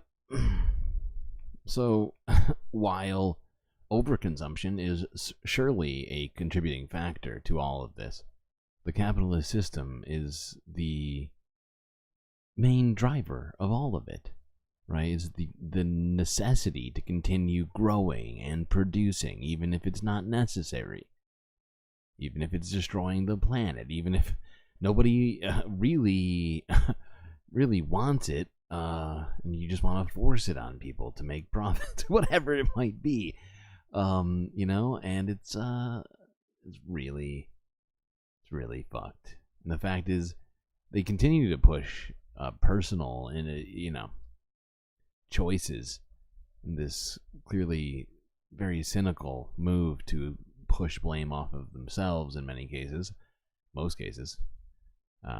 And it's just it's good for us to remind ourselves of the fact that that's the reality. Are Americans consuming too much? Yeah, no, it's a fact. We saw the statistics, but there's other stuff also going on. Okay. Because, for instance, like, something that comes to mind while talking about immediately is, I don't know if you've ever seen any of the, like, Amazon return investigations. If you've ever seen, like, what companies at big box stores do with unsold products. Like, oh, God. I don't even want to get into it because I feel like it'll consume the rest of this stream.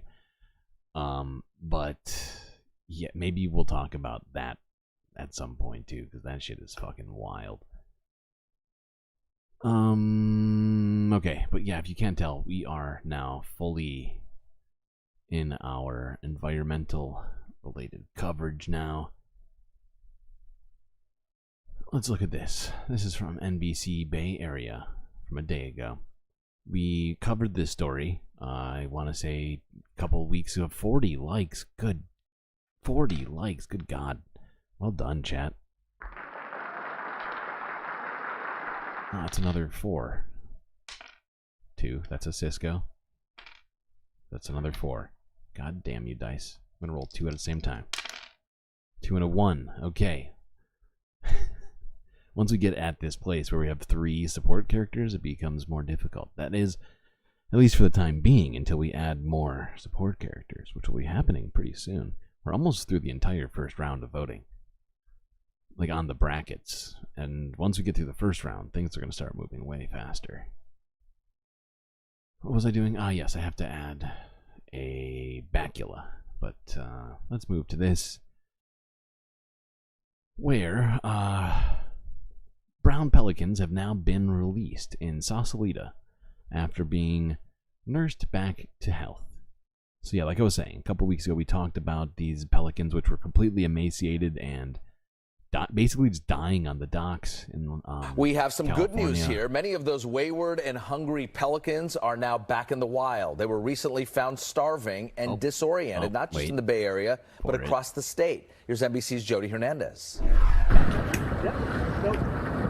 This was the scene at Fort Baker in Sausalito this afternoon as wildlife experts released 8 brown pelicans back into the wild. We are very excited to have one of the very first releases of pelicans from this massive starvation stranding event. For the past month and a half, dozens of starving, disoriented, and cold pelicans have been pouring into the International Bird Rescue, where wildlife experts have been working hard to nurse them back to health. They come in really starving. We hope that they will put on weight and eat well. A lot of the birds also came in with secondary injuries because they were chasing fishing line or doing risky behaviors, landing in a road, etc. There's a bird in Short-Lev Center. The pelican's plight got a publicity boost when a disoriented bird landed in left field during a Giants game. The odd behavior, a sign of the problems the birds have been facing. But fortunately, the weeks of feeding and care are paying off. Yep, and unfortunately their habitat is really under threat. And this is one of those things where humanity is affecting this entire species. This entire species is at risk because of humanity. Fact is, because of the fishing techniques used by pelicans, where they swoop through the water with their mouths open, their gigantic freaking mouths open, and attempt to catch fish near the surface, that strategy is becoming less and less effective as the water by the surface gets warmer and warmer and pushes fish down into the depths where colder waters exist.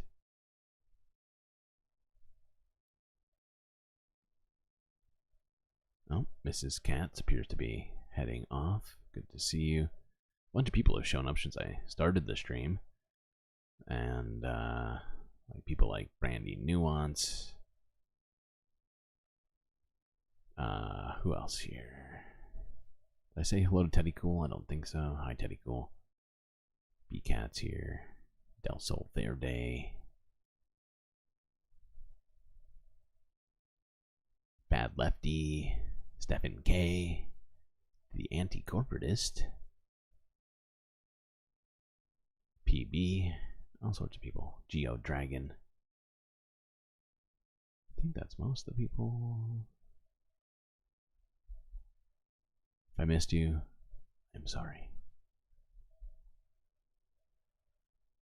I'm just now looking back, so if I may have, missed a chat or two in there. Sorry, I just got focused in on these birds. Alright, let's talk about some other stuff here in the United States. Let's go a little east of Sausalito to Texas.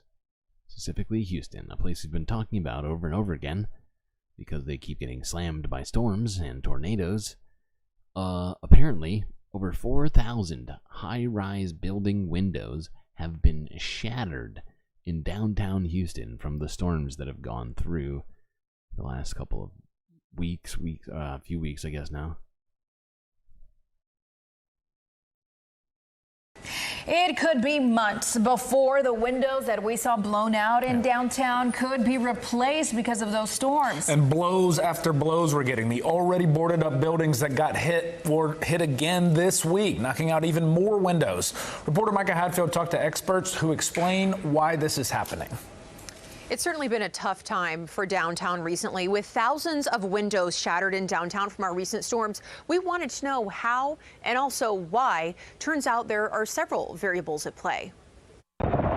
Two violent storms have ravaged Houston and surrounding suburbs in the last 2 weeks, claiming lives, knocking down large trees, blowing traffic lights and street signs off the poles, and in downtown, shattering windows out of the buildings that make up our skyline. The building arrangement creates these tunnels, so the wind speeds are very, very high. And experts say those tunnels could have made the already high wind speeds even higher. The downtown district has gotten reports of about 4,000 windows that were shattered over the last 2 weeks. They're facing east, they're facing west, some are at an angle, some are lower on the buildings, some are at the top. There's a huge variability between kind of like the orientation of the windows, the orientation of the winds that are coming, and then how that. Jesus, 4,000 windows. I wonder how much that costs to fix It's got to be millions of dollars. Especially those high-rise buildings. You have to get people up there in like a... What do you call it? It's not a crane. It's like one of those... it's like pulley-operated... It's like for window washers, right? Something like that.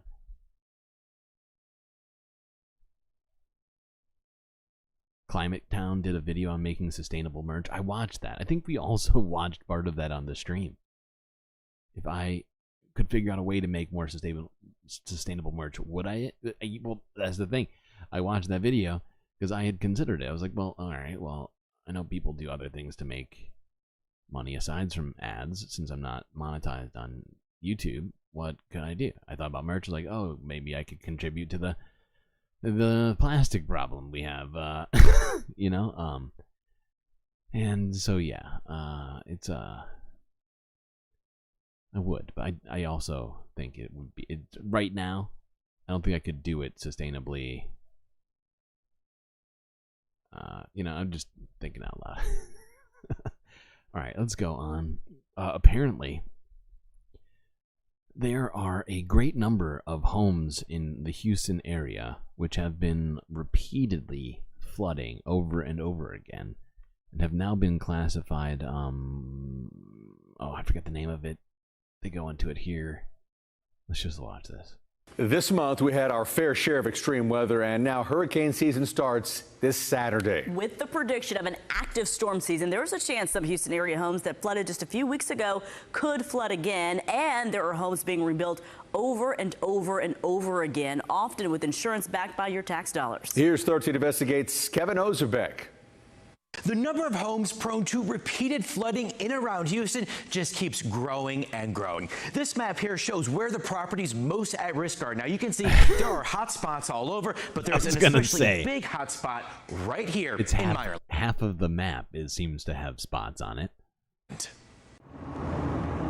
We had FEMA's number on Jesus speed dial. Christ. So did everybody else around here. Everybody's got FEMA's number on speed. Maybe it's time to move. What do you think? Well, the destructive power of floodwater. Their Meyerland home was damaged. The Memorial Day flood of 2015, the Tax Day flood of 2016, and then again in 2017 during Hurricane Harvey. Good God. When you were able to come back to the home that was here, describe to us what it looked like. It looked like we had a river on the street that came into the house. We knew we could never live here without mitigating in, because any time that it was going to rain, you were going to be in a panic that you were going to get another flood. Harvey was the last straw for the Leventhals. They tore down their flood-soaked home and built this one that has all the living. Good God. You gotta have some money to just tear down your entire home and then just rebuild another one. Space 6 feet off the ground. And the Leventhal story being hit by flood after flood is far from unique. I'm gonna point something out. It's probably painfully obvious to most people. Most people can't afford to do that. In their Meyerland neighborhood. In this 77096 zip code, there are about 360 of what are known as SRLPs. SRLPs. That's short for severe repetitive loss property. Now, here's the thing that frustrates me about this situation is that essentially, you know, rather than relocating these people, right, the federal government continues to just pay out time and time again to properties that fall under this SRLP classification. And I think it doesn't make a whole lot of sense for, you know, for really, I don't think anybody, right? Because even if you do raise the property by 6 feet, as you've done, and as those people did, right, you still come out of your door to needing to get into a boat rather than a car when this sort of thing happens. And, you know, we just saw that massive map full of spots that include all these sorts of areas with SRLPs in them. Relocate them to where? Well, to somewhere that's not flood prone, right? Yeah, I don't have a specific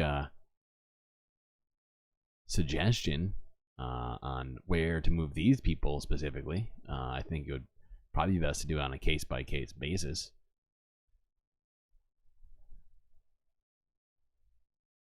Rather than moving people completely across the country. I don't know, though. It's honestly, it's a huge question to answer, right? When you really start to think about it, because we talked about it before. There's like 100 million plus people that are, in the United States alone that are in climate averse, like areas that will be potentially affected adversely by climate change in the next, I think, like 5 years. Maybe more, maybe like 15 years. But it's something like that, and that's the difference between 5 and 15 years isn't that much. Be real.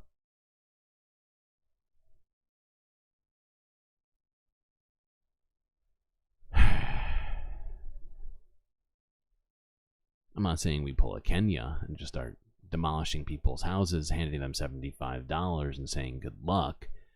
No, that's not a plan I would get on board with, but some sort of version of that actually includes people having a sustainable place to live.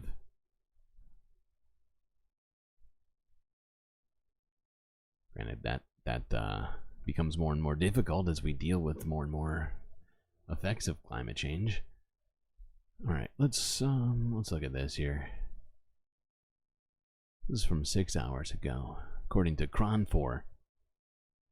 Next week, the Bay Area will be experiencing the hottest temperatures of 2024 so far. Kyla, as I was driving in today, just really admiring the scenery. It's beautiful. I know it is. When you are in San Francisco and the weather is nice, it's like it's a postcard everywhere you look, and it's like that when we take a look downtown right now, looking at the pyramid. It's beautiful, right? It's absolutely beautiful. You can see the wind is not too bad out there today. We are going to see a little bit of a breezy condition as we get into the afternoon. But one more wildly warm day with these sunny skies cooling it down this weekend. We will see that marine layer roll back in, and then next week we've got a major warming trend coming our way. So a lot going on. Let's start with where we are today, which is pretty warm. 83 in San Jose right now, 87 in Livermore. We're already at 60. The oceans are going to boil, and the atmosphere is going to... Everybody would be dead if the oceans literally were boiling. I'm going to point that one out. I don't think humans can live at 212 degrees. I'm pretty sure that's the temperature water boils at. Live in downtown San Francisco and heading up to the North Bay. We've got some low 80s from Santa Rosa right on down to Novato. Fairfield at 89 degrees already at this hour. So obviously it's going to be a warm one. I mentioned the wind wasn't too bad. We're at about 13 miles per hour. We are going to see breezy conditions as we get through the weekend. That has everything to do with the low pressure system to the north and west of us. High pressure still out here, but that low pressure is going to start to track through. And while it won't bring us rain, it will knock temperatures down, bring back that marine layer and the potential for a little coastal drizzle. None of that happening right now, though, as we take a look at Storm Tracker 4. But let's go through Futurecast here. I'm going to take you through tonight. Really nice night out there. But you can see where that low pressure system starting to... Hold on. Where does she actually say about that? And that cloud cover is still going to be with us. Now, temperature-wise, I'm taking Livermore as an example here, where the average is 78 degrees. Warm today, cooling it down for the weekend into Monday, and then check out what happens as we get into Tuesday, Wednesday, Thursday. We've got a snap of heat coming our... Woof. So yeah, California's going to be seeing 100-degree days practically here first week in June. That's pretty quick. And there's been already multiple 100-plus degree days in the United States already, in multiple, mostly southern states. Alright, now let's look at this, because I'm fucking floored by this. This is completely counterintuitive to anything I was expecting. But Denver metro area has been hit by another hailstorm. Well, Colorado has been hit by another hailstorm. A massive hailstorm causing damage. This time in Denver. Let's look at this. We've already covered 2 in the Thank you last so much. week. And your reporter Kennedy Cook is joining us now. Kennedy, that neighborhood that you're in Aurora looked like it was covered in snow, though it looks like it's starting to melt right now. Brian, I was just going to say, from this morning until now, it almost feels like night and day from when we first got here at 5 o'clock in the morning till now. Now, as you can see, there is still hail on the ground. Lots of this looks like snow, but we've been telling you all morning. A lot of this is still that hail, but it is melting away. And now, the thing you got to remember, when this kind of thing happens in the spring, when all the trees are putting buds out, it can, as you can see here, for instance, right in front of you, all of the buds on this tree have just been completely knocked off, right? This is going to have strange effects because it's completely unexpected. Trees don't really plan for hail. going into the sewer system out here. We're currently on 59th and Genoa. We've been here all morning long monitoring this hailstorm for you all and talking with community members about how much this has affected those in the community. Now, earlier today, we saw folks shoveling snow, making sure that there weren't any damages to their cars or their other. You're right that Colorado has more hailstorms than the rest of the country. I'm not going to dispute that. They're in a higher elevation, and because of that, it happens more. But even some of them I've heard refer to these storms as being more frequent than expected. And in the case of some of them, some of these hail storms, the sizes of these hail have been just completely out of the normal range. Like ones that were the size of grapefruits, right? But you're right. It does happen there more often. Let's look at something that is slightly happy. This is from 2 hours ago, where wolf pups were born at the Chicago Zoo. Property, lots of people. Oh, damn. Okay, there we go.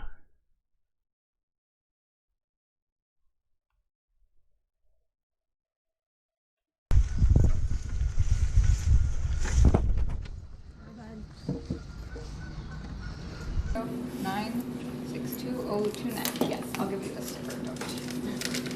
Just reading it out loud. Those ears are so cute.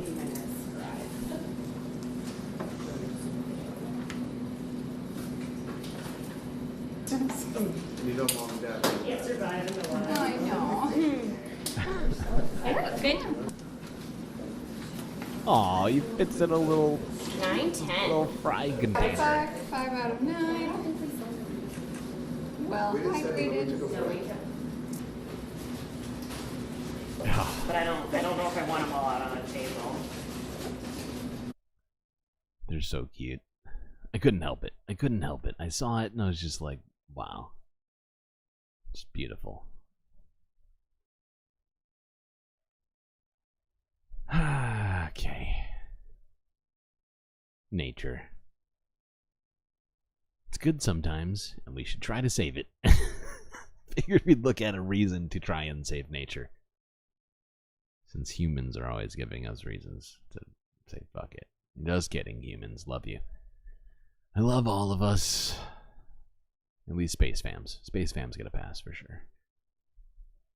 But you know what I'm saying, though? Just trying to give us a positive reason to be concerning ourselves with all of this stressful shit happening with our environment. Aside from ourselves. Let's look at this. This is from 3 hours ago. PBS NewsHour asking themselves the question, what's behind the recent extreme heat events and record high temperatures?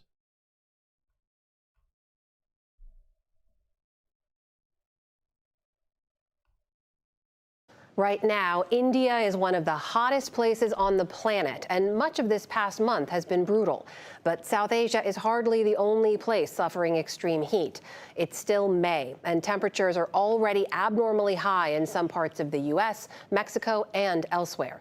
William Brangham has the latest. Temperatures in India's capital, New Delhi, where 35 million people live, reached 122 degrees Fahrenheit this week. It's driving reports of heat-related deaths and illnesses across the country. At night, the temperatures are still well over 90 degrees. At the same time, New Delhi is also dealing with a critical water shortage. Residents are struggling day to day. I keep myself hydrated. I drink water, So we actually watched a bunch of this footage in New Delhi yesterday. So we're going to move over here. Recorded its hottest May on record with temperatures in the 90s. Miami have been dying off across the world. In Mexico, where there's a drought as well, howler monkeys have been dying off in 100-degree-plus heat. Here in the U.S., Miami just recorded its hottest May on record with temperatures in the 90s and a heat index of... Miami's hottest May on record. Miami is always hot, but hotter than normal hot for Miami? Historically ever? Wild. Approaching 110. They're expecting triple digits in Phoenix this weekend. To help us understand more about what's driving this, we are joined by Andrew Pershing. He is the Director of Climate Science at Climate Central. Andrew, thank you so much for being here. First off, what is driving this? Is this as simple as global climate change, that as we continue to warm the planet and the atmosphere, that we see more of these extreme events? To a first approximation, that's exactly right. We are on a planet because we have too much carbon dioxide in the atmosphere. One of the most obvious signs of that is that we see these extreme events popping up all over the world. And I think especially as you look at the number and the fact that they're occurring simultaneously in so many places, that's a really clear signal that we live on a planet that has a climate that has been altered by people. What do you say to the devil's advocate who says, look, it's almost the cusp of summer, it's natural? The idiot's advocate, you mean? It's almost the cusp of summer. It gets hotter during the summer. Who's asking? I mean, the dumbest, very dumbest people are asking that question, okay? Place all over the world at the same time. That's a very strong indication that climate change is behind much of the pattern that we're seeing. Your organization, Climate Central, just put out this study looking at the increase in extreme heat events globally. Can you tell us a little bit about what that study found?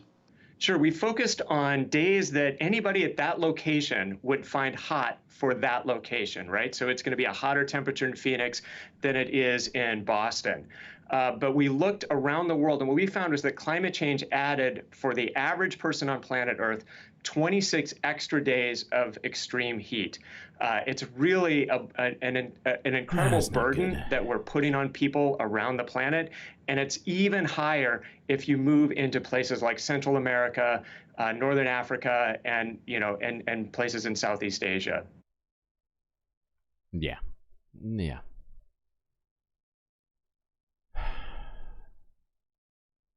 Much of the global south is completely at risk from all of this.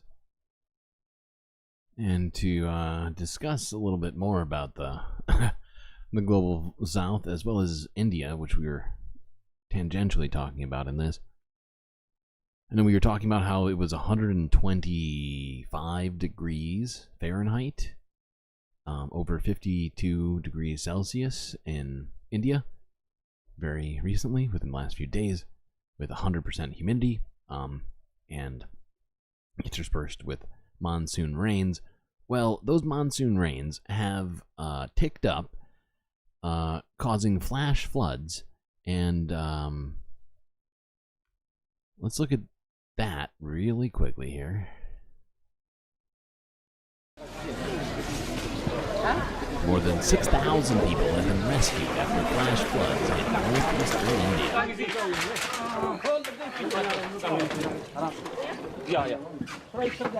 You also shift.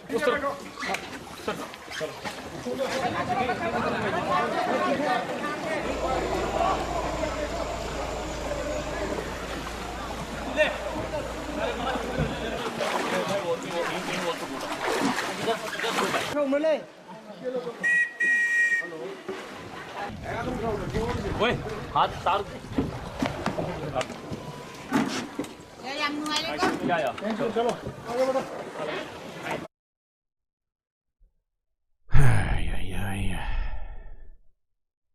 India will probably have to use it. Oh, they're definitely using air conditioning. They're definitely doing that.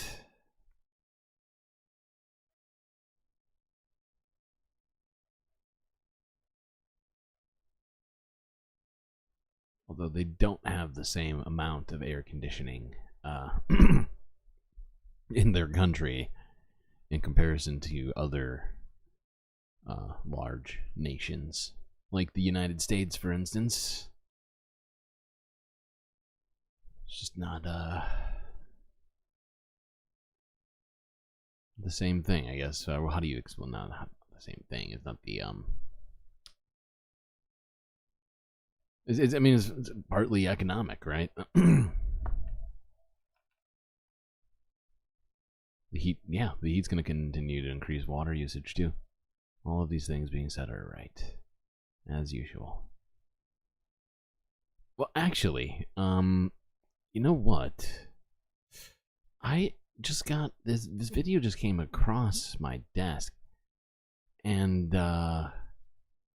according to this,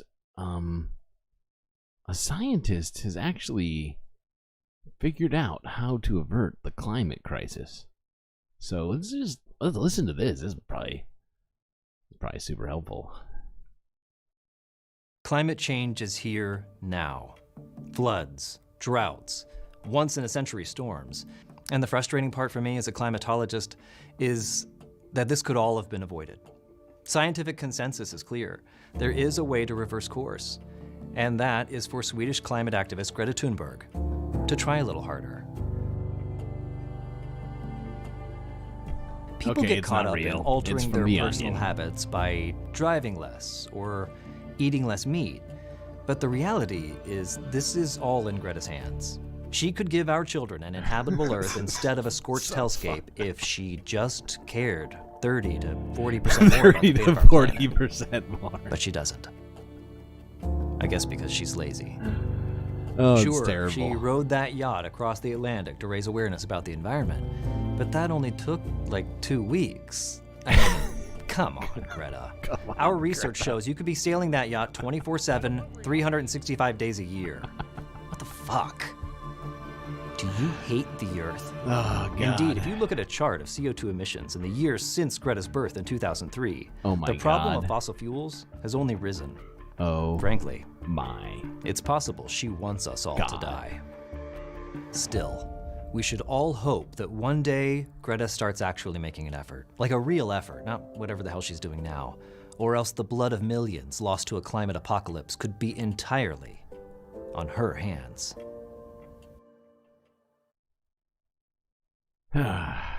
Honestly, though, this is too close to reality, right?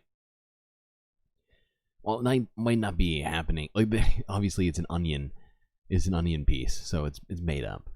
But the fact is, this is actually kind of happening to all of us on a macro level, right? Where we're all being told that we're not doing enough, right? Meanwhile, corporations such as ExxonMobil and Shell or any of these other assholes who are directly contributing to climate change the most rake in massive profits every year and, you know, sip champagne from a coal-powered yacht somewhere in, I don't know, I'm done with this metaphor, but the point is that,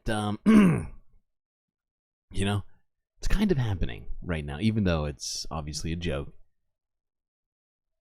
But I just figured we'd end with that for our climate coverage.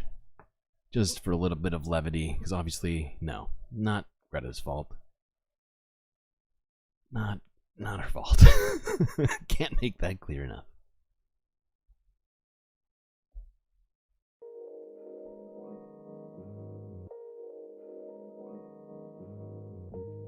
Well, it's that time again. Space intermission. If you haven't already, hit that like button. And don't forget to subscribe. Really helps me out here at the Galactic News Network. If you'd like to help out even further, well, I have one good option for you, and that's by clicking this link here in chat. For a few dollars a month, you can help produce this show with your eyes and ears are both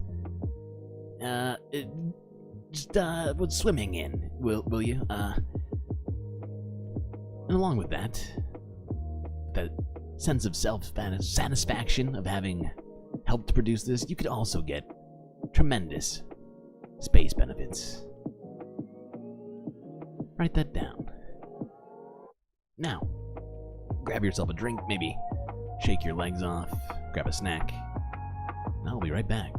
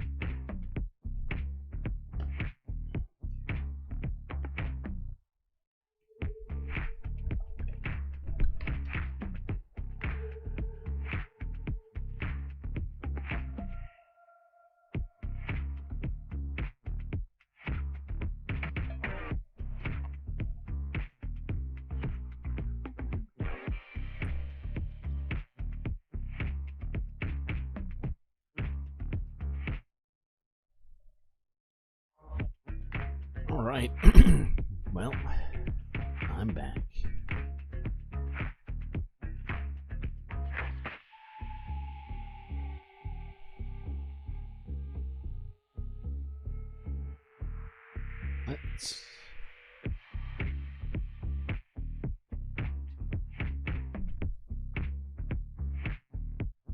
Let's see, what's next on my list?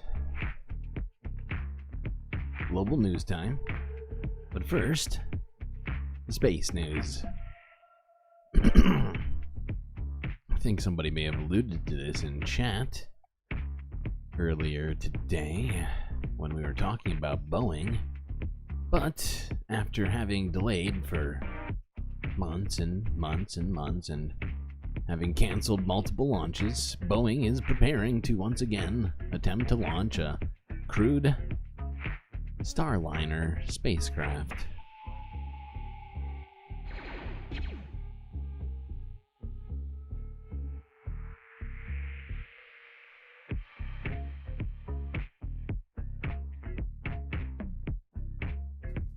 Boeing's Starliner spacecraft's first manned mission into space is scheduled to take place tomorrow at Cape Canaveral in Florida. Already years behind schedule, the Starliner spacecraft was first cleared for liftoff on May 6th. That try was scrubbed about 2 hours before launch when crews noticed a problem with a valve in the capsule's upper stage. A second planned liftoff earlier this month was also delayed by a technical glitch. But teams from Boeing, NASA, and the United Launch Analysis say the repairs have been made ahead of tomorrow's scheduled launch. CBS News space consultant Bill Harwood is at the Kennedy Space Center in Florida with more. Bill, I know you are very used to technical issues, scrubbing potential launches. I've been there at Cape Canaveral when it's happened, so it's par for the course. But what have been some of the technical issues leading up to this? Well, you know, the Boeing Starliners had a really rocky road to space. I mean, there's no question about that. You know, SpaceX and Boeing both got contracts at the same time to build these competing commercial launch vehicles. SpaceX has been launching astronauts since 2020. This will be the first flight for Boeing to finally get astronauts into space. They've had a number of problems, as you mentioned. There was trouble in the Atlas V, the rocket's upper stage. They fixed that. The other issue is there is a leak in the Starliner capsule itself, a helium leak. Sounds like a Boeing airplane, kinda. Turned out to be very problematic. They spent a lot of time analyzing it and ultimately decided they could safely fly it as is. So they didn't repair that, but they're convinced it's totally good to fly, no safety flight issue. And so their all systems go for launch tomorrow. Yeah, we met. Weird. I'm sure nothing will go wrong with that at all.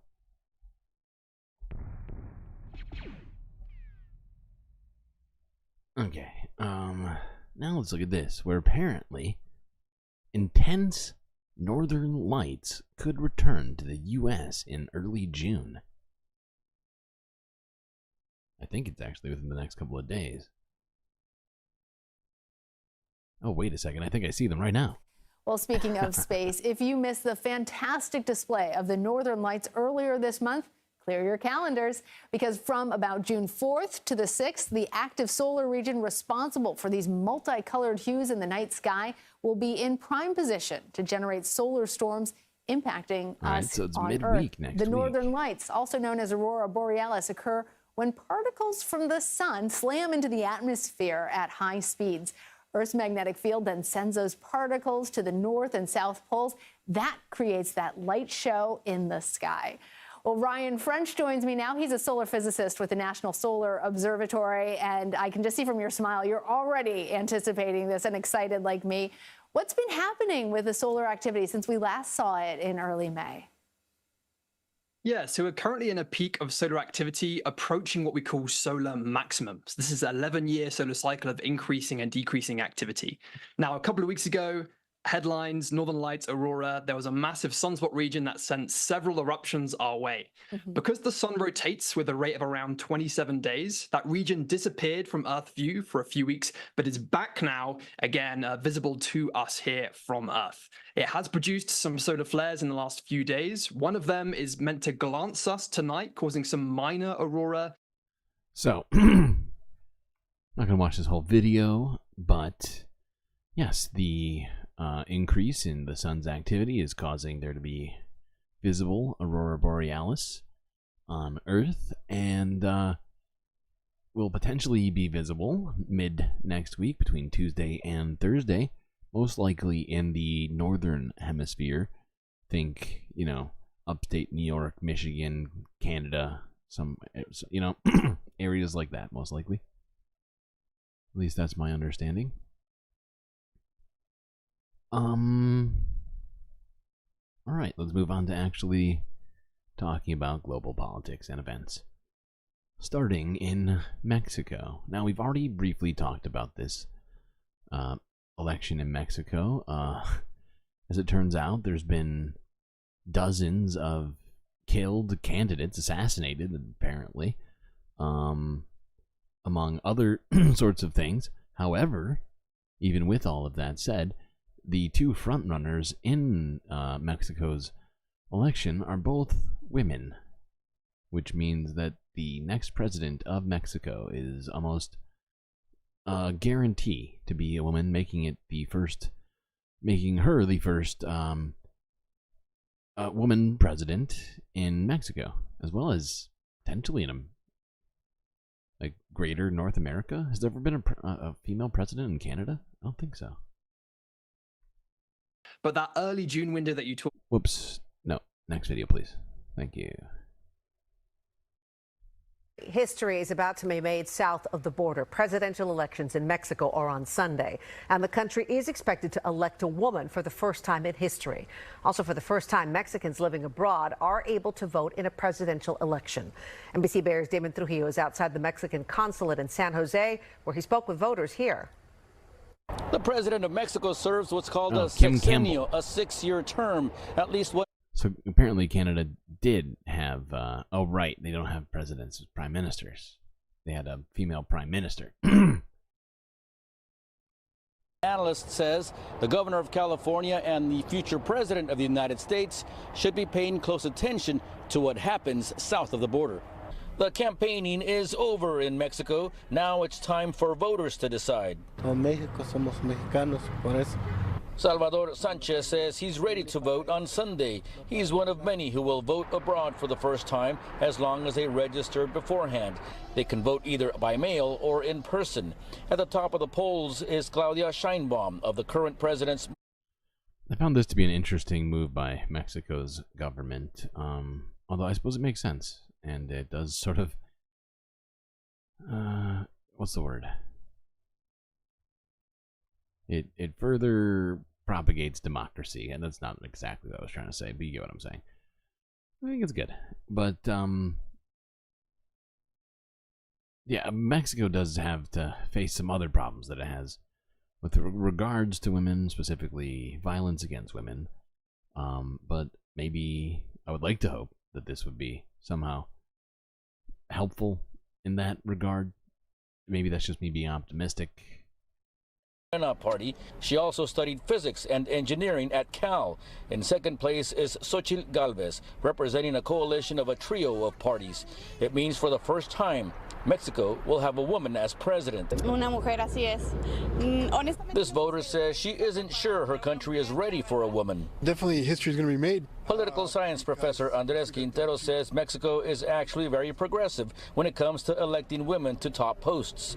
Quintero says every political and economic leader in the U.S. should be paying close attention on Sunday. Anybody who's not paying attention is obviously being derelict in their responsibilities to do right by our country by making sure that our neighbors are a healthy democracy, that they're stable. Quintero says hey, well, we can at least say, in this man's mind, we're all doing our duty. Democracy are the dozens of assassinations of candidates to municipal offices.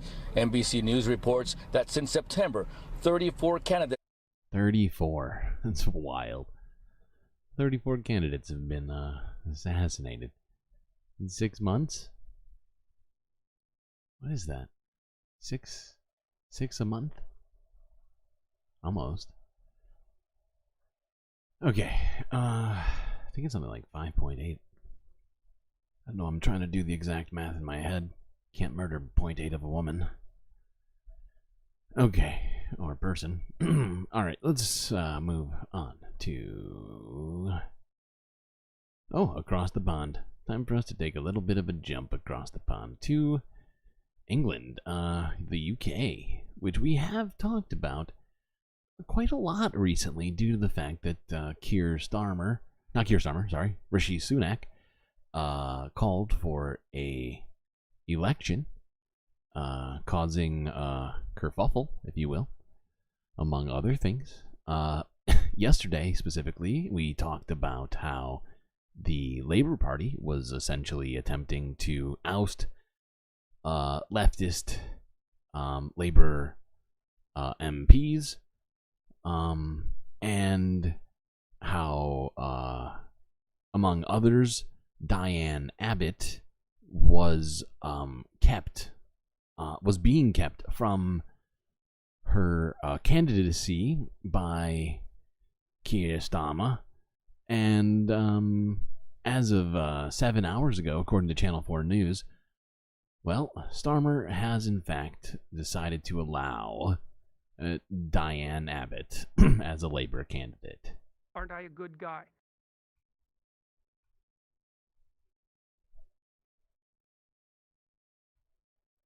The narrative does look positive. That's the view of Diane Abbott herself. There is caution behind that optimism. She said she was selected by her local party in 2022, but, quote, I will not be the official candidate until I am endorsed by the Labour Party's National Executive at its meeting on Tuesday. So I'm not saying anything until then, but the narrative does look positive. And it really does. I understand from senior sources that Keir Starmer's office believed that Diane Abbott will be the candidate for Labour for Hackney North. And all that happens here now really is just a rubber stamping exercise. All of this, though, has trundled on for more than a year. And during that time, Keir Starmer has relied upon this line of, effectively, it's not me, Gov, it's an independent process. I'm leaving it to the executive. That all changed this afternoon. This is what he had to say. She's free to go forward as a Labour candidate. The whip is back with her. It's been restored. And of course, you know, she was a trailblazer for many, many years and has cleared the path for others to come into politics. So, formally, matter for the NEC, but I've not expressed a view up until now. She's free to go forward as a Labour candidate. I'm sorry, what? Rishi Sunak has wasted no time this afternoon jumping on this. Yesterday, Angela Rayner said she thought that Diane Abbott should be allowed to stand. This afternoon, the Prime Minister said, well, I think we can now see who really is the power behind the throne. But the view inside Labour is this just needs to be nipped in the bud. It's gone on for too long. There's been days of bad headline. We need to. It's been diverting focus. I think the view of both parties is best summed. Oh God. So yeah, I mean, it seems that Keir Starmer and Labour decided it was too much of a hassle. It was giving the almost called the the Tories or Republicans. No, they almost gave the Tories too much to talk about. So they've decided to allow Diane Abbott to go ahead and run. Now, if you were somehow unaware, Diane Abbott is both a woman and black, and there have been some suggestions that this has to do not just with her leftist policies, but also that aspect of it as well. Let's actually skip the rest of this video and go to this. This is from Zateo, and not only Mehdi Hassan, but also Owen Jones, to discuss a bit further what's been going on in the United Kingdom's Labour Party. Go Web, go.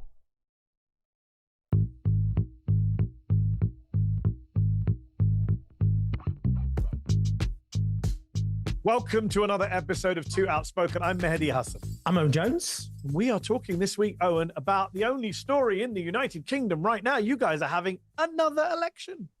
Election fever is well and truly sweeping the nation. Just so we're very clear, that was heavily laden with sarcasm.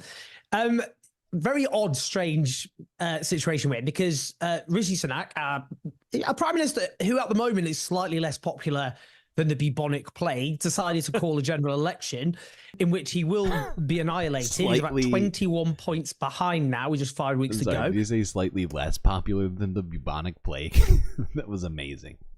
Slightly less popular than the bubonic plague, decided to call a general election in which he will be annihilated. He's about 21 points behind now with just 5 weeks to go. It's not looking good for the guy. That honestly makes me think that somehow, because he must have access to numbers over there. You know, being in, 10 Downing Street, they must have some people doing the math. He must know he's down by 20 points. It almost seems like a self-tanking, right? It's like, I'm sick of this job. Let's do a vote. But with a Labour opposition for which there is less than no enthusiasm for, which is going to win by default, Rishi Sunak falling apart, Labour purging its internal opponents. Bizarre. So I saw Rishi Sunak announce the July 4th election, which of course is Independence Day in the US. It could be his Independence Day from a career in government that didn't last so long.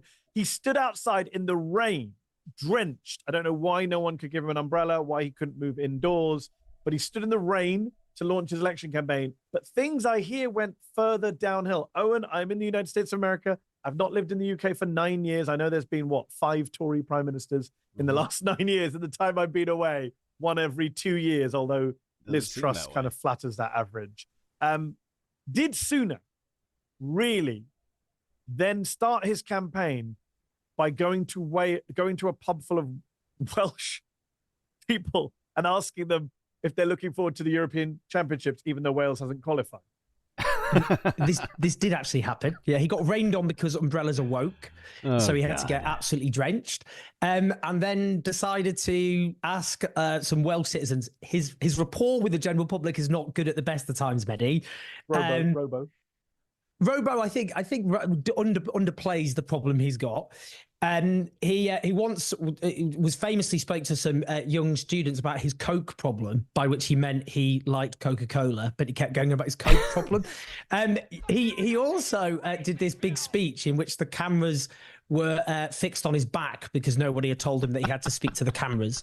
But yes, he did speak. He went to Northern Ireland where they don't vote. In any case, they can't vote for the Conservatives. It's separate from the election in terms of who people could vote for. Did he go to Northern Ireland? I read this. I can't believe this is true. Did he go to somewhere called the Titanic Quarter? Yes, he did. He stood in front. You can just imagine the photographers. They can't believe their luck. They've got the Prime Minister of a sinking campaign, and he's invited them all to a Titanic exhibition. He also then kept standing by the exit sign. This is why I think the evidence just keeps stacking up. He's literally tanking this campaign. He's trying to tell us in every possible way. You know? It's all too on point, you know? It's also appropriate. It's not, it's every day. That problem is he's got to a situation where every day it's getting worse. He tried playing football with some young kids. The guy's a geek. He should lead into that. He can't kick a ball around. Neither can I. But I'm not doing photo ops of me disastrously kicking a ball about. So we can agree he's not going to be Prime Minister on July the 5th. How big is the Labour victory going to be in your view? To Tories, just for people watching globally who aren't aware of what happened in 2019, a man called Boris Johnson, remember him, led the Tories to a pretty big win. It was Labour's worst defeat since 1935 under Jeremy Corbyn. Boris Johnson won a majority with the Tories of 80 seats? What's it going to be this time round for Labour? Oh, it's going to be a whopping big majority. The Conservatives have just destroyed themselves more comprehensively than any government ever. Also, I think 78 Conservative MPs all quit at the same time. Now let's move on a little bit here. Hold on. But yeah, so the Conservatives are basically conceding the government to the left, which I kind of love that, but it's not the main point of this. Let's talk a little bit more about what happened with Diane Abbott. I think it starts around here. Odds. She became a flourishing academic. Also, I am a little too far ahead.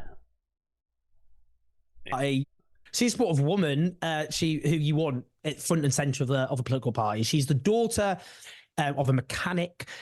She is a Muslim woman of color who defied extraordinary odds. She became a flourishing academic, also on broadcast and television. The last election, when it went very badly for Labour, it swung in her. Yeah, well, I mean by the left, I mean to the left of them. Everyone to the left of the Tories. They basically seemingly, well, not entirely, but they seem to be conceding just, not just in, what do you call it? In like ideology or whatever, or like governmentally. They're just like literally quitting. Now she's on the left of the Labour. Certainly not accusing the Labour Party of being super leftist. We already talked about it today, how they were, you know, ousting leftists. She's very charismatic. So all of a sudden, she's there holding a newborn baby, out campaigning, surrounded by enthusiastic volunteers. People are very committed to her.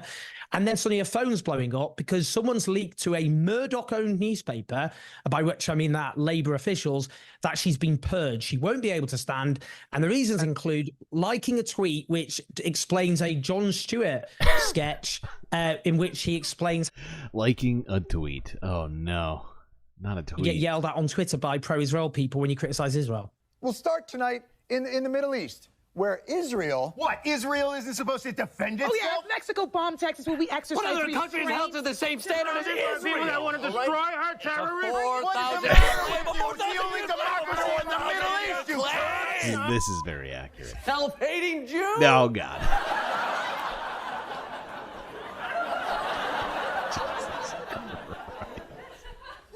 That was weird. Anyway, what I was saying was last Thursday saw the start of a new ground offensive launched by Israel. Oh, no.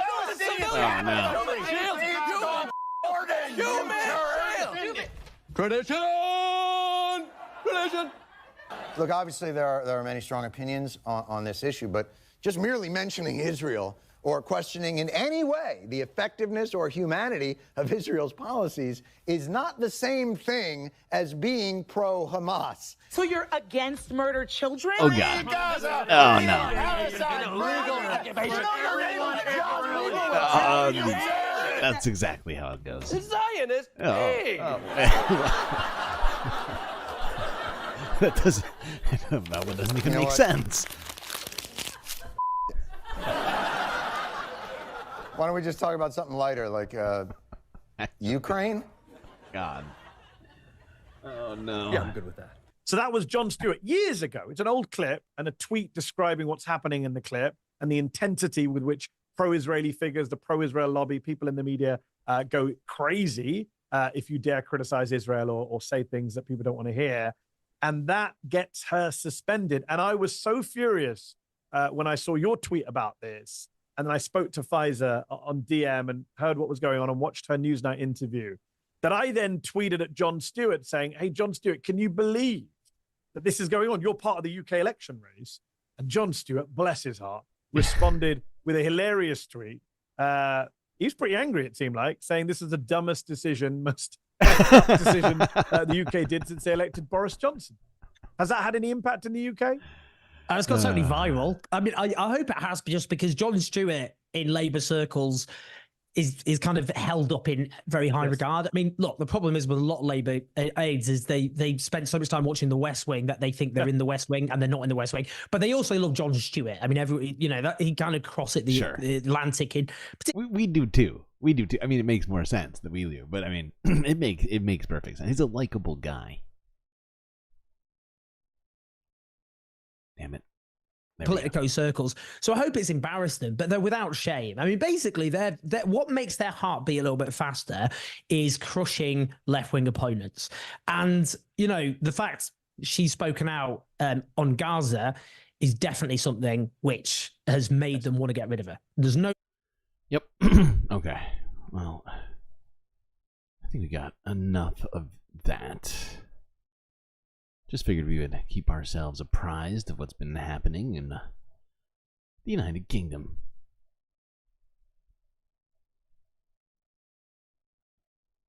As it turns out, the United States isn't the only place where politicians are having some issues for to put it lightly, with having supported or supporting Palestine actively. Okay, let's take a quick trip south to Africa before we move on with the rest of Eastern European stuff. This first one is something that we have talked about, and what depresses me the most about the situation, well, maybe not the most, it's tied with the actual human tragedy of it, is the fact that nobody's looking at it. This is from Reuters, with 523 views. It's been out for 6 hours. Sudan is at imminent risk of famine, says the UN. It genuinely hurts me that nobody is looking at this with any concern. It seems like so few people are talking about it right now, and I don't blame some because of how little time they may have, especially like independent creators. But if you look at like CNN's videos, like go on CNN's YouTube page and look. I don't even care if you leave this stream right now to do it, because it will prove my point, just how little they talk about Sudan. I mean, let alone Gaza or anything else, aside from, like, the Trump trial. That's the only thing. I mean, it's like 20 to 1, you know, videos about the Trump trial to things like Gaza or Sudan. And Sudan's being left even further in the dust in this moment. But this is a UN spokesperson explaining why, I think it was a UN spokesperson, who explains why the use of the word famine is so important.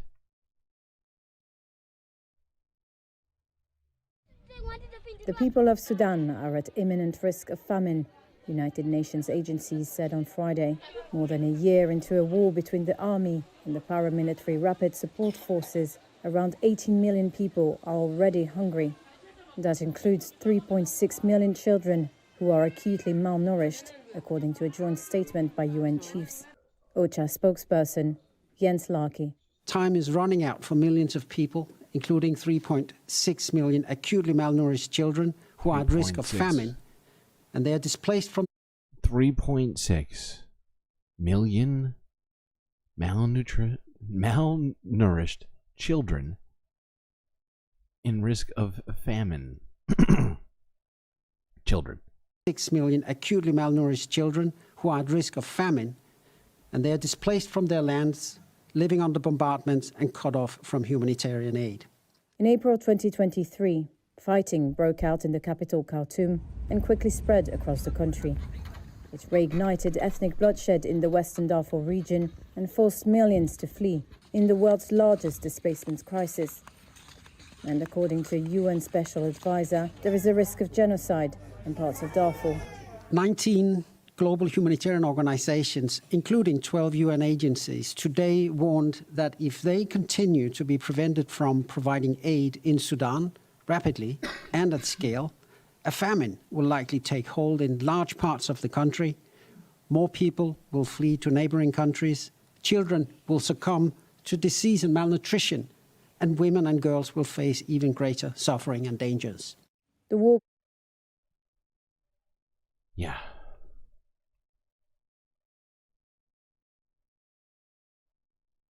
Famine means people are being affected on a base level that is contradictory to survival, that can have genetic impacts down the line to their predecessors, or whatever, not their that's not the, whatever they're called, to their children and their children's children. You saw it happen in the Holocaust, and it's probably going to happen with Palestinians, and same thing for Sudan.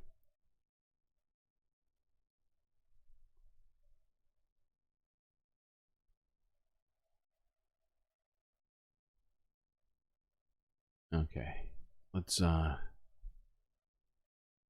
move even further south to South Africa, where they are having, according to CBC News, their most consequential election in 30 years. Let's see if they can explain that. It's from 8 hours ago. Usually when we think of political parties, we think of head-to-head battles. Liberals versus conservatives, Democrats versus Republicans. But in South Africa, there's just one political party that has dominated the last 6 elections, the African National Congress. Or maybe you know it as the party of Nelson Mandela. Nelson Mandela is going to be the new president of South Africa. Right now, as I record these words, ballots are being counted in what could be one of the most consequential elections in South Africa in 30 years. Because for the first time in all that time, the ANC might not form the majority. An incredible 70 political parties are nipping at the ANC's heels. That's a lot. People are fed up with violent crime. Highways on fire, skies full of smoke. The police. I think it'd be cool if we had just 3 viable parties in the United States. 70. That's a lot. Hopelessly outnumbered. How many people are in Chronic South Africa? blackouts, rampant corruption, and crippling unemployment.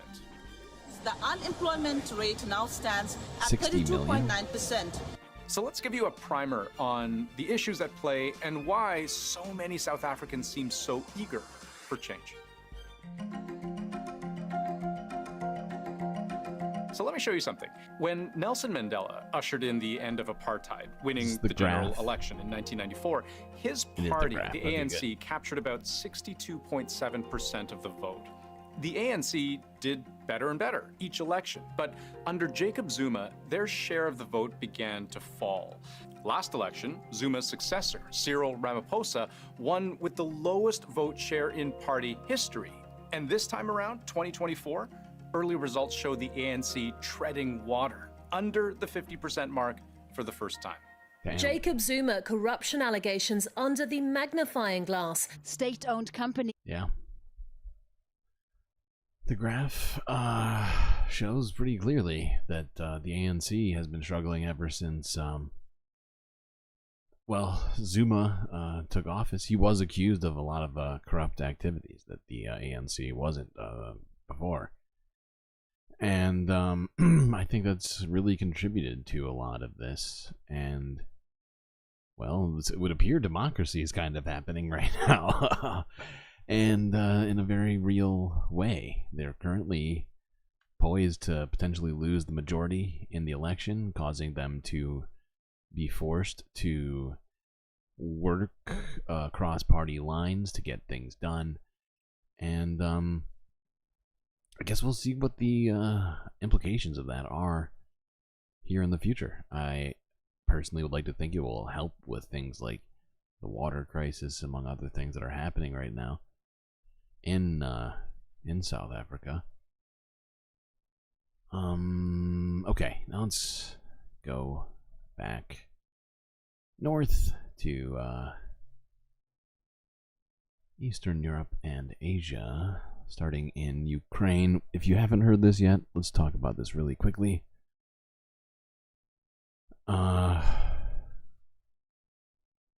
Because this is important. It's from a day ago. Biden has now authorized Ukraine to use U.S. weapons against Russia on Russian territory, a line that was drawn previously by both the United States and Russia in different ways.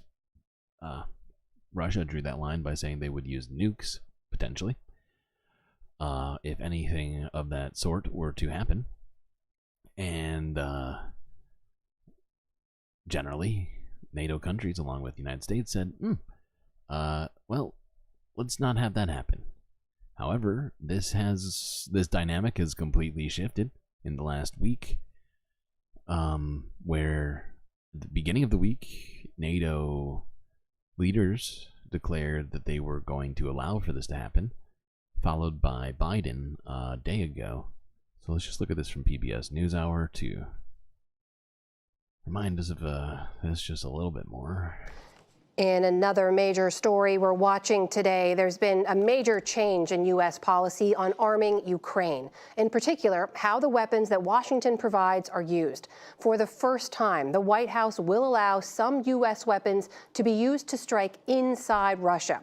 For more on that now, I'm joined by our Nick Schifrin. So Nick, tell us, what did President Biden decide? For 2 years since Russia's full-scale invasion of Ukraine, President Biden has had two goals. One is to help Ukraine resist Russia's onslaught, and that meant U.S. weapons and money. But at the same time, Biden has said, avoid a direct U.S.-Russia clash. And that is why, for the last 2 years, Ukraine has not been allowed to use U.S. weapons to fire into Russia. But in the last few weeks, Russia has bombarded Ukrainian towns along the Ukraine-Russia border to create what Russia calls a buffer zone. They've also been bombarding Kharkiv city, which was the second largest city in Ukraine, despite the fact that Ukraine and the U.S. were watching Russian troops gather right across the border inside of Russia. And yet, Ukraine was not allowed to use U.S. weapons on those Russian troops. Oh, for fuck's sake.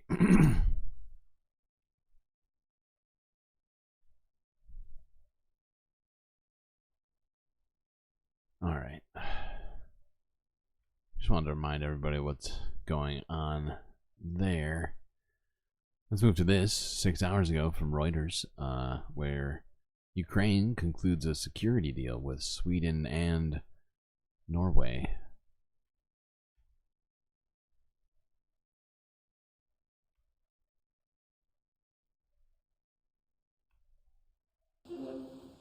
Ukrainian President Volodymyr Zelensky concluded long-term security agreements with Sweden and Norway in Stockholm on Friday. It comes as Western nations discuss whether to let Kiev use weapons provided by them to strike targets inside Russia. Moscow began its full-scale invasion over 2 years ago and is now attacking Kharkiv in northeastern Ukraine.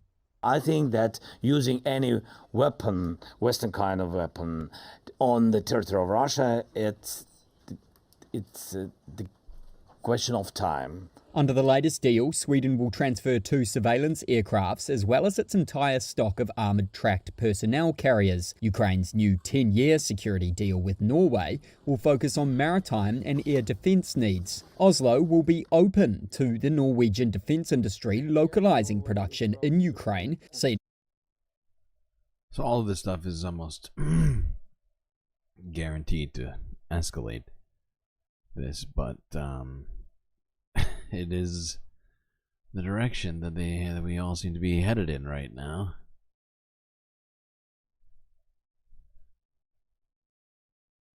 Been seeing a shit ton of like weapons tests going off all over Asia with all this happening right now, and that's completely discounting the Middle East, which is technically also in Asia.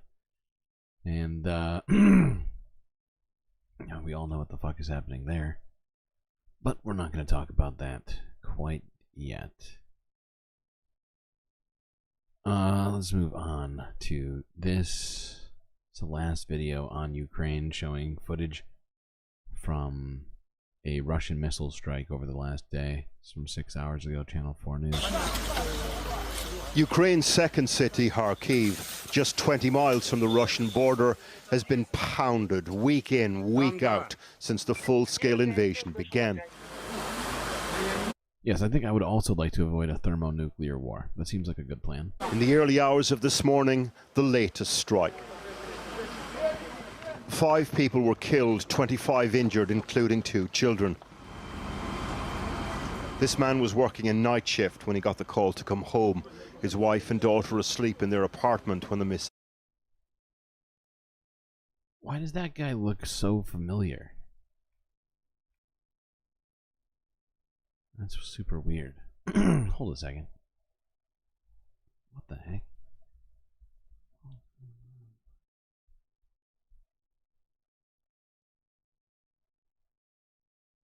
Does that guy not look like the 60 Minutes guy? Trying to think of what his name is. It's not Walter Cronkite. It's somebody else. It's I think it's the current 60 Minutes guy, but my Googling is really bad right now. I can't focus on multiple things. Anyway, yeah, they're just attacking apartment buildings now in Kharkiv. Alright, let's move on to Turkey now, where apparently, this is according to TRT, 4 hours ago, Turkey will be officially applying to the ICJ in June, starting, I guess, now. As it is definitely June in Turkey. The focus of this year's gathering is on Israel's attacks in Gaza, where more than 36,000 Palestinians have been killed since October 7. The NATO gathering came with a message made by the Turkish Foreign Minister Hakan Fidan. We emphasized that if the killing and genocide in Gaza is not stopped, if a ceasefire deal and humanitarian aid are not launched quickly, and if a two-state solution is not implemented, this problem will involve other actors and become an international problem. The meeting was attended by countries that have played influential roles in the Russia-Ukraine war, such as Germany and the US. Foreign Minister Fidan underlined that NATO countries also need to take a strong stand against the occupation in Gaza, similar to the war in Ukraine. Just as NATO has taken a stance against the occupation in Ukraine, it must also take a position of principled stance against the occupation in Palestine. Fidan also met with U.S. Arguably the greatest work of nonfiction of the 20th century. Cool. So yeah, Turkey met with world leaders at this summit. I think it was the what's it called? For the name of it. I think it's an Asian summit.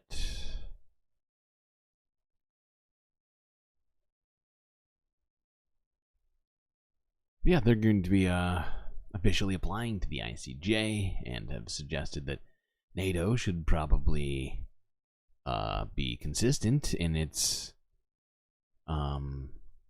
objection to war crimes.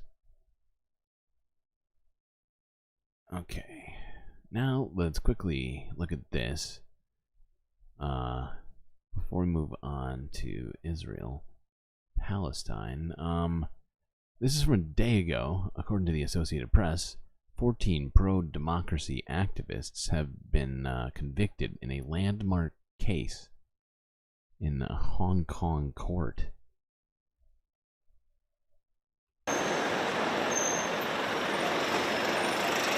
Here at West Kowloon Court, the hearings of today have just ended. What we've learned so far in this Hong Kong's biggest national security case is that out of the 16 people who pled not guilty, 14 of them have been found guilty by the court. 2 of them were found not guilty. They've been allowed bail, but it's possible the Hong Kong judiciary, the prosecution, may try to appeal the not guilty verdict. Meanwhile, the other 31 people who are involved in this case, we already know months ago have pled guilty. Even though we've found out a lot today, we've still got to wait for the sentencing. And before sentencing, there will be mitigation for all those found guilty, a process where their exact cases can be considered for the length of a sentence. But remember, for this national security law, subversion could mean up to life imprisonment. So, this law has been accused of essentially being a way to put protesters in prison for life, just to keep dissenting, like politics completely out of not just the narrative, but out of society, literally.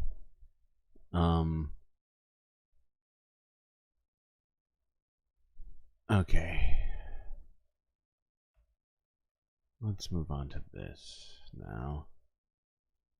And let's first talk about this story. This is from a day ago. According to Al Jazeera English, death of Israeli soldiers is becoming a growing political problem for Benjamin Netanyahu.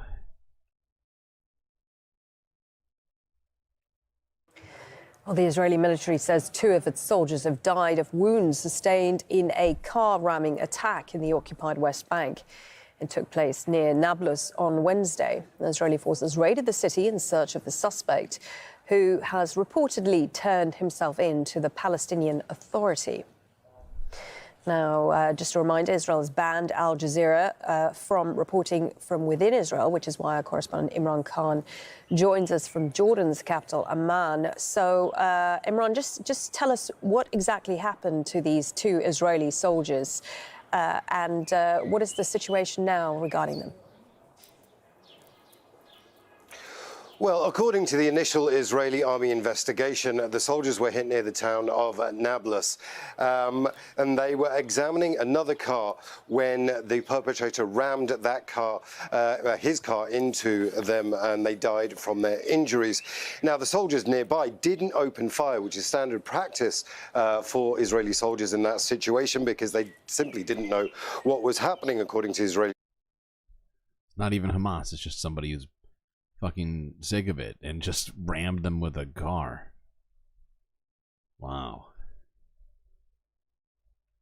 Army, and that allowed the attacker to get away. Now, according to security sources speaking to the Israeli media, the man has actually handed himself into the Palestinian Authority on Wednesday night, but the PA haven't actually handed him over to the Israelis.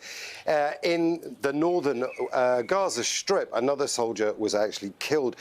That brings the total number of soldiers killed in the Gaza Strip since October the 7th to about 640, and just over 3,300 have been injured. Each one of those represents a very big political problem for Prime Minister Benjamin Netanyahu, and that political problem is getting bigger. Even within the war cabinet itself, there are divisions. Benny Gantz, who is a war minister, and the Minister of Defense, Yoav Gallant, have publicly accused the Prime Minister of not having a plan for the day after. He's also got opposition. Senior opposition members are now convening, looking to try and build another coalition against the Prime Minister. And yeah, it's not going well for him. People don't like the fact that they've just completely ignored the idea of ceasefire talks to get hostages back, and it seems to be really causing a lot of problems internally in Israel, which I can only support entirely. Okay, let's quickly look at this. This is from a day ago, according to the Associated Press. Wait, what's this? Oh yeah, there's definitely been a deal, ceasefire deal offered, supposedly. We are going to talk about that at the very end here. But first we're going to talk about the state of Palestinians. This is from AP, where displaced Palestinian families are struggling to find the basic necessities of life.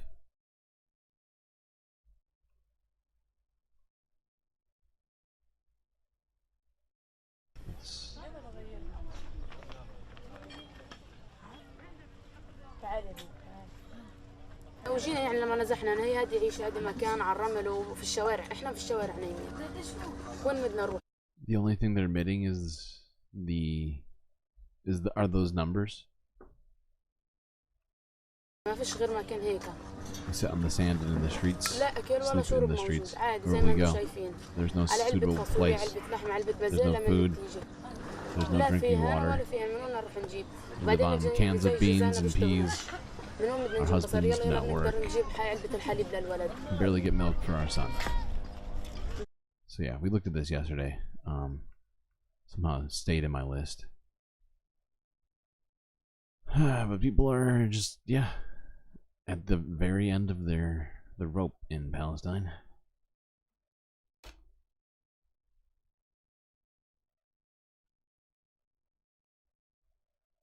Okay. Whoopsies. Here at West Why did you just do that? Kowloon Court, the hearings of today have just ended. What we've learned so far in this Hong Kong's biggest... What the hell? What in the hell? Stop doing this. What is going on? Chill. Chill. There we go. Okay. Alright, let's go to this next. This is from Democracy Now!, where USAID contractor has resigned after presentation on maternal and child mortality in Gaza was canceled.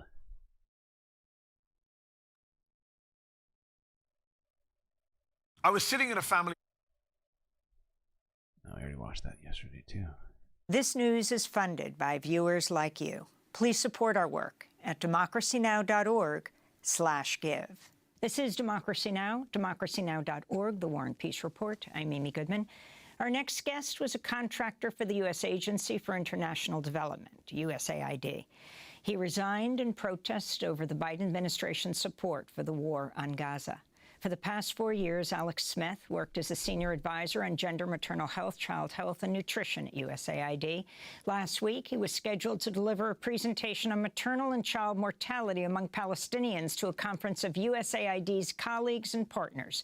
But a day before he was scheduled to present, the leadership at USAID canceled his presentation. Smith says he was then given a choice between resignation and dismissal. He chose to resign. In his letter of resignation addressed to the head of USAID, Samantha Power, he wrote, quote, "I cannot do my job in an environment in which specific people cannot be acknowledged as fully human, or where gender and human rights principles apply to some." What just happened?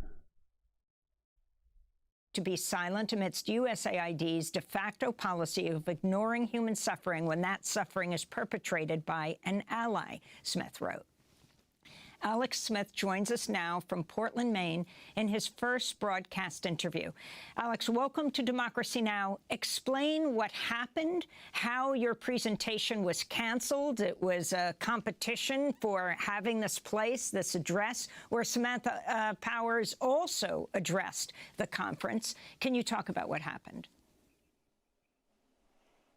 Good morning. Yes, absolutely. I would like to talk about what happened, but I also do want to keep the focus on the people of Gaza and the West Bank, and not make the headline about a privileged white guy who resigned his job. But yes, I'm happy to talk about what happened. Back in February, I submitted an abstract to the conference. It's a global gender equality conference that was going to be held in May. And that abstract was one of 368 that were submitted.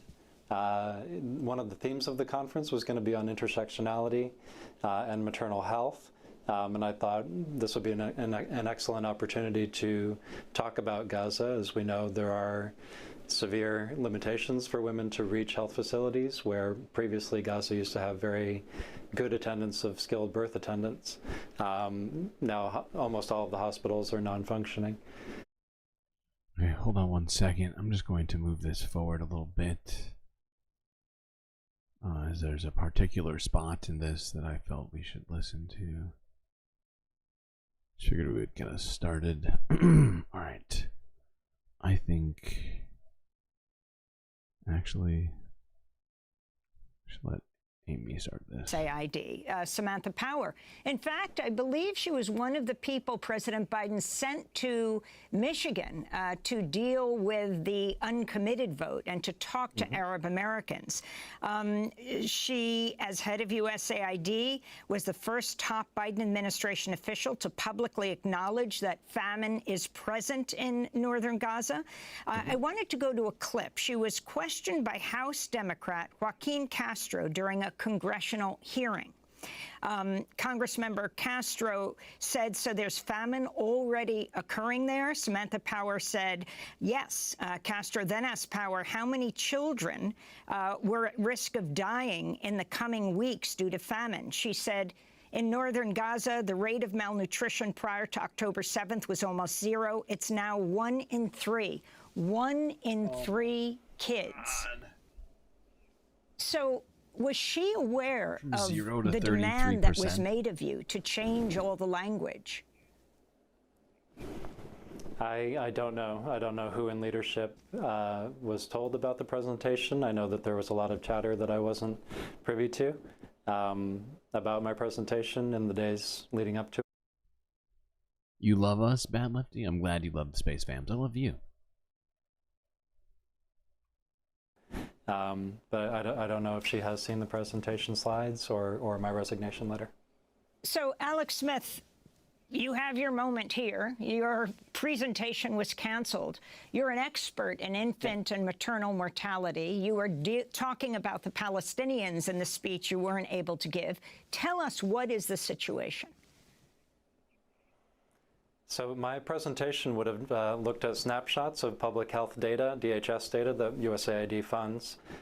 Leading up to 2022, it would have talked about some of the challenges of not having clean water, of not having food security in most of Gaza, and also the checkpoints in the West Bank, that there have been risky roadside births before 2023. And then, of course, it would have talked about the impact of not having access to hospitals, of not having access to any maternity care, of having UNFPA provide home birth kits to try to prevent infection. But I really wanted to talk, I wanted to get the point across that if you stop food from going in and then you do start it again, it's not like flipping a switch where everything is fine. The starving pregnant women and children is going to have long consequences. It's going to have lifelong consequences for those people. It can even have epigenetic consequences for future generations. And I think it was important to understand that starvation as a weapon of war is illegal. And we need to acknowledge, and Samantha Power has acknowledged that, that there is a famine, but we need to take that next step of saying it is illegal and who's doing the starvation intentionally. Yep. And so he was told by the people running the USAID, that company, governmental, independent governmental body, essentially, intended to help with the facilitation of aid and the discussion of these things. They canceled his PowerPoint presentation because he used the words Palestinian too much and Gaza too much and talking about the borders too much. Things that would be, I think probably all of you are probably thinking the same thing, probably important details in discussing getting food to the people that are in, well, I can't say Palestine. Gosh, geez, that's really tough. The people who are being occupied by Israel right now, that are between the river and the sea. Oh no, wait, now I've crossed another line. Oh God. I guess the point is that it's pretty ridiculous that happened. He, in fact, decided to quit, and I support him for doing that.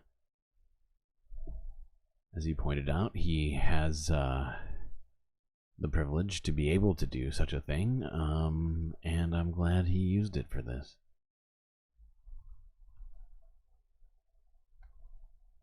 Let's just listen to the last minute of this or so. Oops, that's my vape. Child health outcomes in Gaza. The Israeli Minister of Strategic Affairs, Dermer, went on Sky News and told millions of people that there is no famine. There never has been a famine in Gaza. And I think it's shameful that that misinformation can go around the world to millions, while we at USAID can't even whisper about it in a conference on gender and human rights and health outcomes. So I would like our leaders to do better. I would like them to stop gaslighting and say and speak truthfully about what is happening. We haven't seen that yet, and I think it's long overdue. Alex Smith, we want to thank you for being with us. Just resigned as contractor for you. Okay, and you might not be expecting this one, but we have a different government official to talk about who has also resigned in the same time period that this individual has resigned. God damn it, human sub to GNN already. GSL should be getting paid for this. I appreciate your support, Bad Lefty. I appreciate that. Technically, I'm making more than $1 a day, thanks to my Patreons. I mean, my the Galactic producers. But you know, it's a work in progress right now. I don't know. Maybe we could write emails to YouTube and say, "Hey, buddy, knock that off" or something. No, I don't know. No, I mean, we're growing, and the fact is that I've been getting more subs thanks to all of you beautiful space fams going around and telling people about this stream. So yeah, just keep doing what you've been doing. I'll keep trying to do what I've been doing. Hopefully, at some point, that will also intersect with me making enough money to survive. All right, let's see here.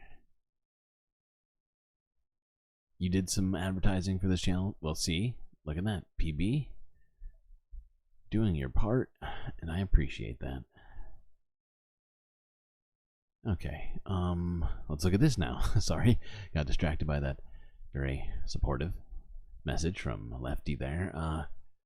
This is also from Democracy Now!, where they interviewed a different official. This one was a State Department official who has also quit after a report denied that Israel was blocking aid to Gaza. How many of these have we seen now? It's starting to pile up. This news is funded by viewers like you. Please support our work at democracynow.org/give. This is Democracy Now!, democracynow.org. I'm Amy Goodman. We end today with another Biden administration official. I didn't even notice that. Maybe you didn't either, but like it flashed right before your eyes. Like, but apparently she did these interviews back to back, which makes perfect sense. We're down to 30. It's okay. We'll leave it at 40. In my mind, it's still 40, and you keep all 40, all 4 characters. democracynow.org. I'm Amy Goodman. We end today with another Biden administration official who resigned over the administration's support for the war on Gaza. Stacey Gilbert served as senior advisor in the State Department's Bureau of Population, Refugees, and Migration, which is the State Department's chief humanitarian office and features heavily in internal policy discussions over Gaza. This week, she sent an email to staff explaining her disagreements with a recently published State Department report that she worked on, but which concluded that Israel was not obstructing U.S. humanitarian assistance to Gaza. That report was used by the Biden administration to justify continuing to send more than $1 billion of weapons to Israel. Stacey Gilbert resigned after working at the State Department for over 20 years. Joining us now from Baltimore, Maryland. Stacey, welcome to Democracy Now! Explain your final decision to resign. Thanks for having me.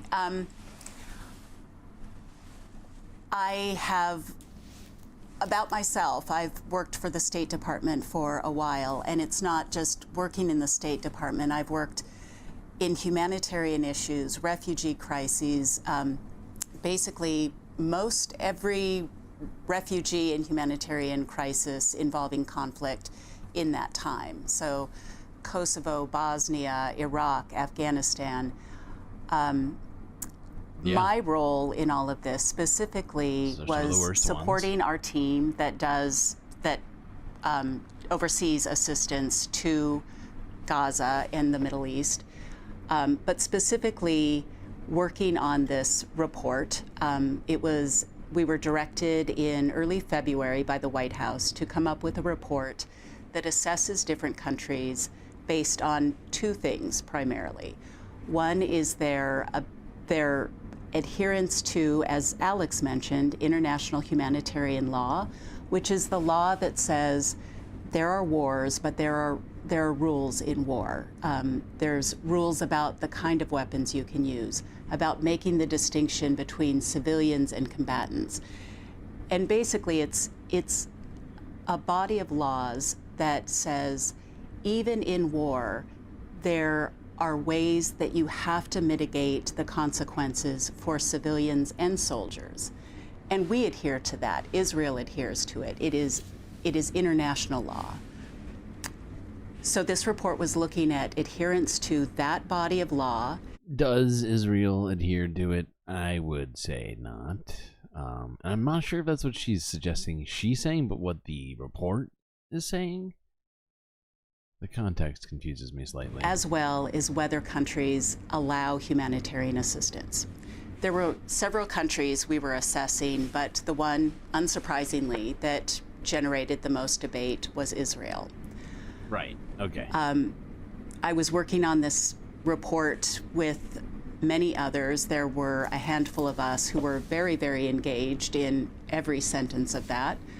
But at some point, we were removed from that report, and it was moved up to a higher level to be written and edited and cleared. Good. So even though I had worked on this pretty heavily since this directive from the White House came out in early February, I did not know what was in the report until it came out. That said, I was actually hopeful that it would be an honest report, because earlier that week, the White House had made an announcement that it was going to pause the 2,000-pound bombs that are...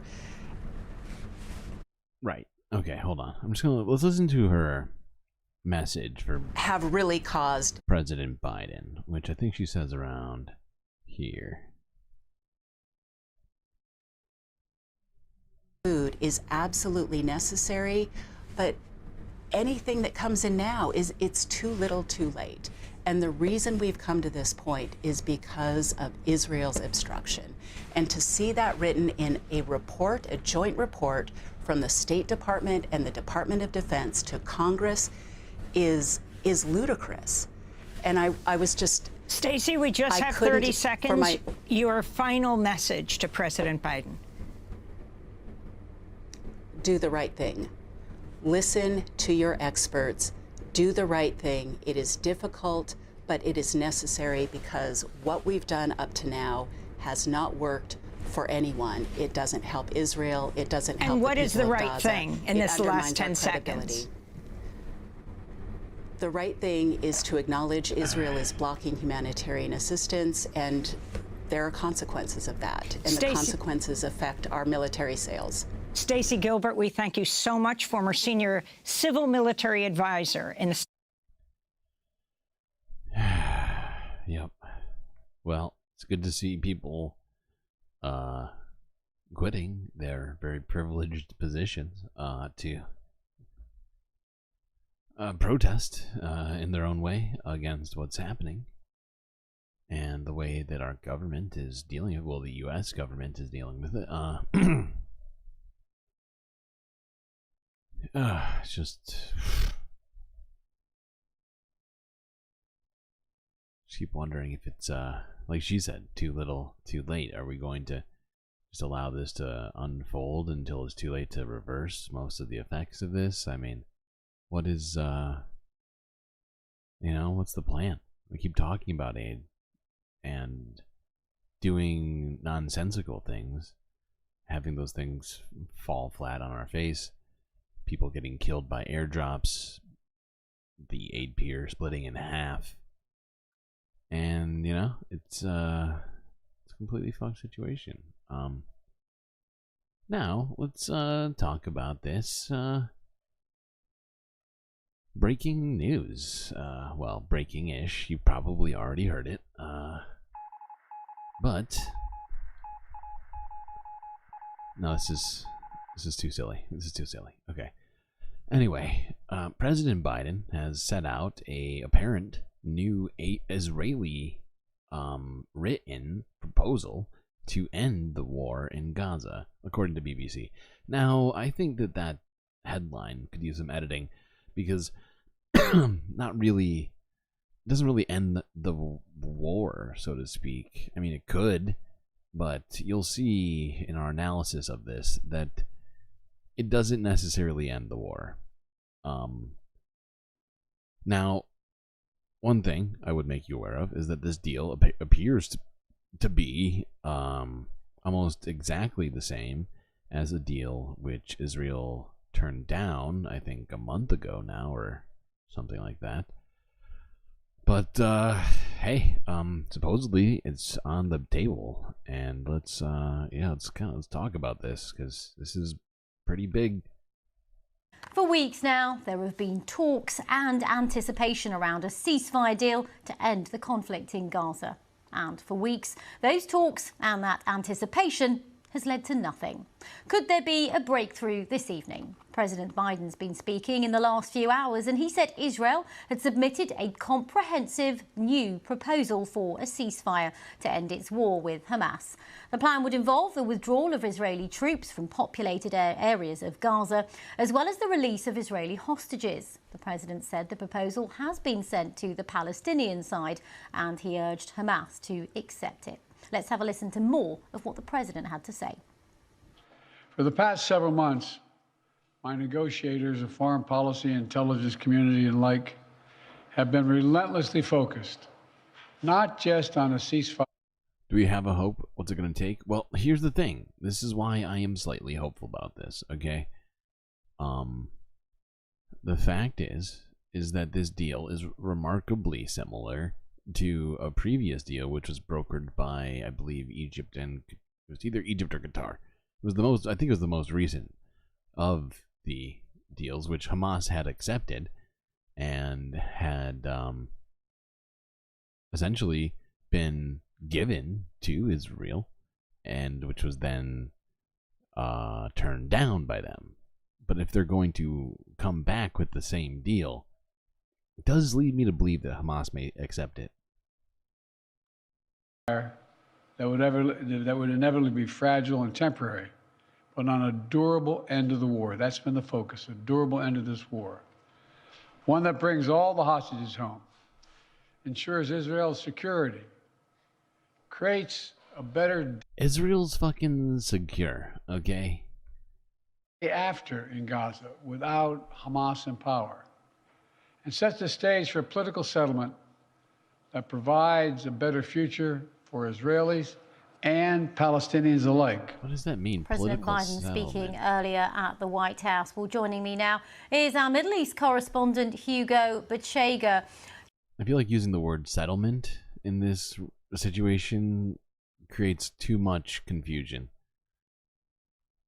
So what is different in this new proposal that's come from Israel? Because, of course, for weeks now, we've been hearing of different offers and deals from both sides.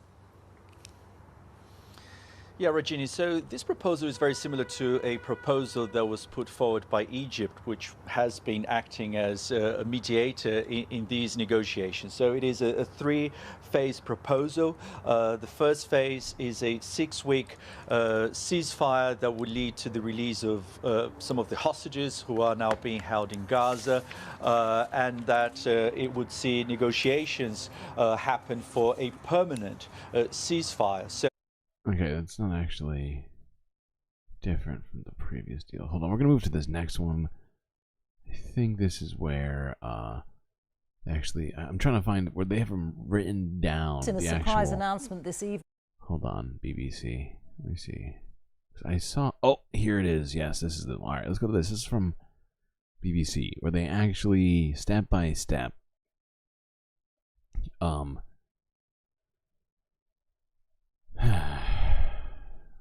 where they actually step by step go through this deal, and I think we should do that.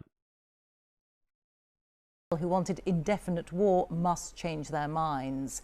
He outlined a three-phase proposal that will begin with an immediate 6-week ceasefire. At the same time... Okay, so starting off, 6-week ceasefire. We've heard this 6-week ceasefire time and time again. At one point, that 6-week ceasefire was, I think, due to Ramadan, because that's, yeah, it's like a month long. But it, that timeline has stuck to this point. It includes Israeli troops supposedly withdrawing. Israeli forces would carry out a withdrawal from Gaza. Israeli hostages in Gaza would be exchanged for Palestinian prisoners. Okay, so this is still part of the same phase. This is all phase 1. So we have 6-week ceasefire, full Israeli withdrawal of troops, Israeli hostages exchanged for Palestinian prisoners, Whoa, what just happened? That's not what I meant to do. God dang it. Go back. In a surprise announcement this evening, Palestinian prisoners and 600 trucks of humanitarian aid would be delivered there every day. Okay, so first phase. Yeah, all those things I just said, plus 600 trucks of aid each day. I am all for all that stuff happening, but we need a plan for the future. So let's see what phase 2 entails. In the second phase, Hamas and Israel would negotiate a permanent end to hostilities. All right, phase 2, that sounds great. Permanent ceasefire negotiations. However, if those were to fail, you know, this would all go right back to the way that it was. And that can't be a thing. So I'm pretty sure, supposedly, this is going to be brokered once again. The final phase would include a major by, you know, other nations involved in this, and you know, I'm just that's the part of it where I'm just like, oh boy. So it's just 6 weeks and then negotiations again for a permanent ceasefire. And it's just that ambiguousness in that part of it concerns me. Then phase 3, which is the reconstruction of Gaza with the help of international aid. And this one I found to be fascinating. And I was wondering what that meant exactly to myself. It also seems incredible, like incredibly, what's the word? Like I want to say like almost oxymoronic, right? Or just so, it's just so strange that, you know, Israel flattened all of Gaza just for it to be rebuilt. They want to rebuild it. Okay. Interesting. I'm all for it, but seems like we could have just skipped the rebuilding by not, you know, bombing every fucking inch of it. That said, can't go back into the past. Even though we have Scott Bakula here, seemingly I don't feel like I have. No, pretty sure I'm in the same damn timeline right now. Bakula, what's your deal? Anyway, yeah. So this is basically the whole plan. Construction operation in Gaza with international support. I think is it one other thing? No, it's not. Is it? I know there are those. So yeah, that's the whole plan. It's the first phase is 6-week ceasefire, including 600 aid trucks per day, which would exceed the very minimum of aid trucks needed to keep Palestinians alive by 100 trucks, I guess, per day. Exchange of prisoners, then they would go to the permanent ceasefire talks, and then a rebuild of Gaza with the help of the whole international community. It's all very interesting. Let's move on to this. This is Marwan Bashara on Al Jazeera English to talk about all of this from 5 hours ago. Senior political analyst Marwan Bashara, he joins us on Skype from London now. And I don't know if you're listening, Marwan, to some of what Omar was saying, but I suppose the calculation on the part of the Biden administration now is that after their strong support for Israel over the past 7 months and tens of thousands of Palestinian deaths, including women, children, and civilians, that if this continues, it's going to lose him the election. Well, look, I mean, I hate to say it, but he really deserves it. I mean, he was the most unreliable, untrustworthy American leaders in decades. I've never seen, and I'm a student of American foreign policy, I've never seen an American president so shamelessly and shamefully supporting, you know, the war crimes of foreign leaders the way Biden has. Following on Netanyahu's footsteps, boxing America behind basically an indicted war criminal like Netanyahu, a fascist fanatical government, the Israeli government. Having done that over so many months and risking American standing, reputation, and interests in the greater Middle East and so on and so forth, risking the accusations of hypocrisy and double standard, and losing at home a whole generation of Americans alienated by his policies. I mean, seriously, this is not leadership. This is the absence of leadership. And now, as you said, in a way, it's a bit too late for him, to try to save the day, as it were. He's not going to save no day. And even the way he repeats the Israeli proposals, I mean, what is he, a salesman? A used car salesman? Why is he selling an Israeli proposal, trying to make it as if this is paradise on earth? It is not paradise on earth. Did you see in this proposal an end to the occupation of Gaza? No. The redeployment of all Israeli soldiers out of Gaza? Did we see the end of the siege of Gaza? I haven't. And so what do you think, Marwan? Because the urgent thing right now is for there to be a ceasefire for humanity. I would also point this out. It also happens to completely ignore what's happening in occupied East Jerusalem and the West Bank as well. Humanitarian assistance to be allowed through the land crossing so that people can survive. They have access to food, water, and medicine and those things. But if Trump gets back into the White House, what then are the prospects for Palestinians being allowed to return to their homes, especially in the north of Gaza, where we know Israelis were planning on drawing up plans for settlements there? Absolutely. But honestly, Mariam, what homes, right? Oh, Return to what homes? Yeah. We've seen the images yesterday of Palestinians going back to their homes in Jabalia. I honestly, since the beginning of the war, maybe I should say since the beginning of my career, I've never seen a sadder, more dramatic, more tragic scene than Palestinian women and children heading back to their destroyed neighborhoods, destroyed homes, houses, and so on and so forth. It was just, I don't know, incredible, the scenery of the destruction and of people just going back to basically nothing. And now Biden is promising reconstruction. Does anyone really believe it? I mean, with Israeli soldiers deployed outside the populated areas, does anyone really, truly believe it? And will Biden be president come January 2025? And will Trump follow? I mean, Trump is the transactional president, remember? I mean, if he does actually become president again, the felon come president, is he going to spend any political or financial capital on Gaza? Really, I mean, who thinks that? And will any Gulf country or another country spend money on Gaza while the Israeli government calls the Palestinian Authority terrorist, Nazi-like, and calls Hamas ISIS-like, and says there will be no Palestinian leadership in Gaza, either authority, either PA or Hamas? I mean, which Gulf country is going to invest? He's making like 15 good points in one sentence right now. But that's not abnormal for Marwan, although does seem to be on a bit of a roll here today.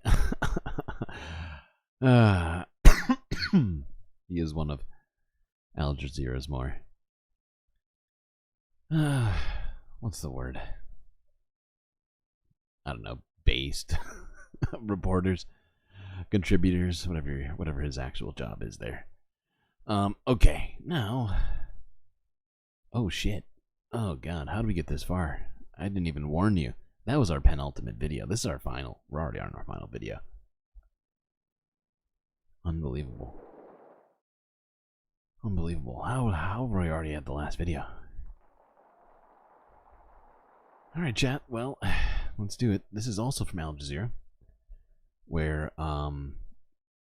they had on Mustafa Barghouti to talk about the proposal which Biden has laid out for Israel to the world.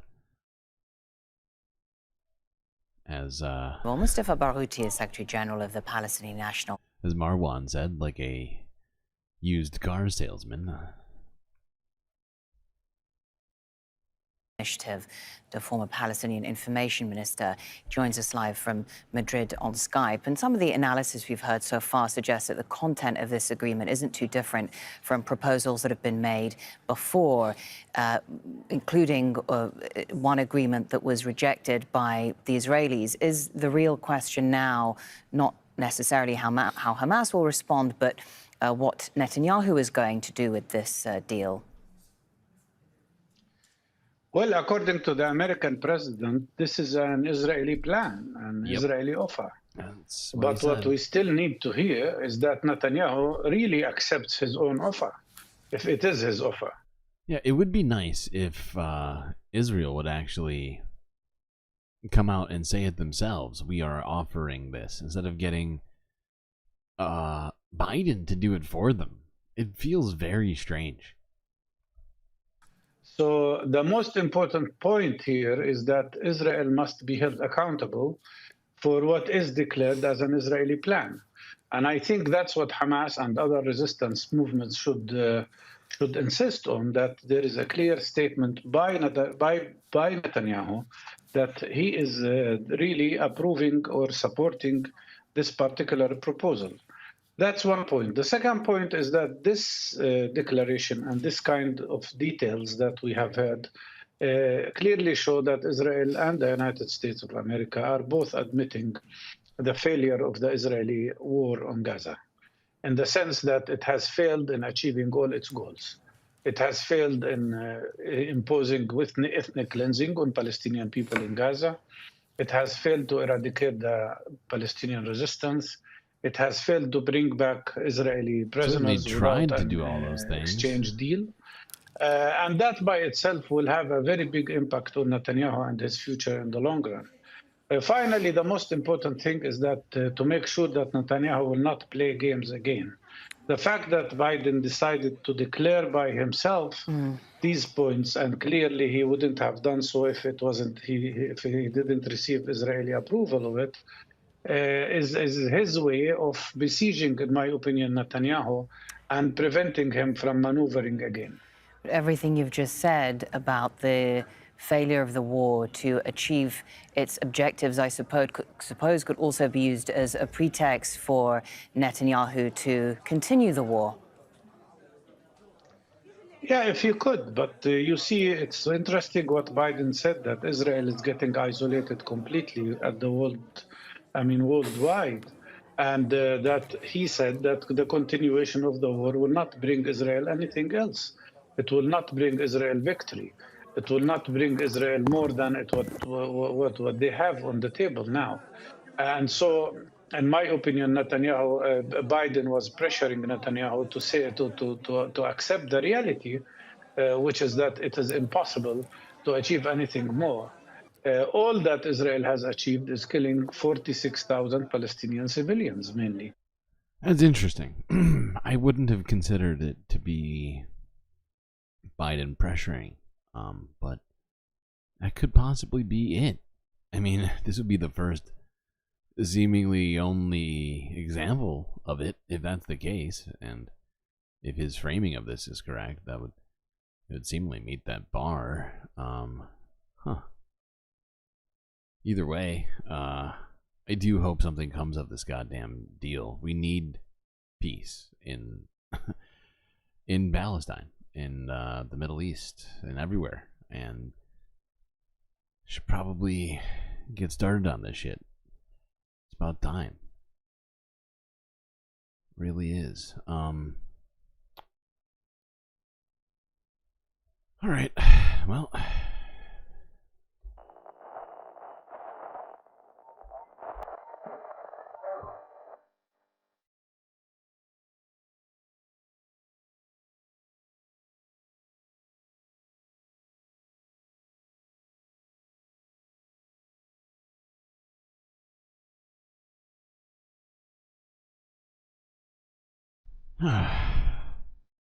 got through another one.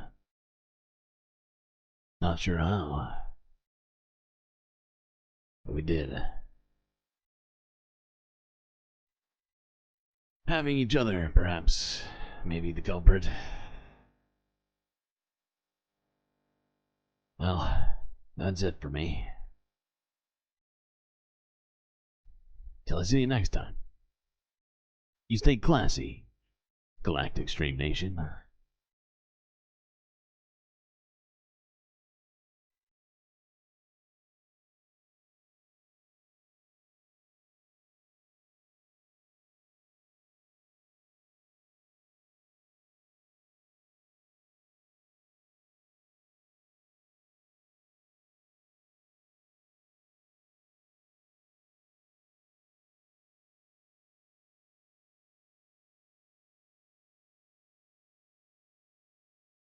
Can't forget this.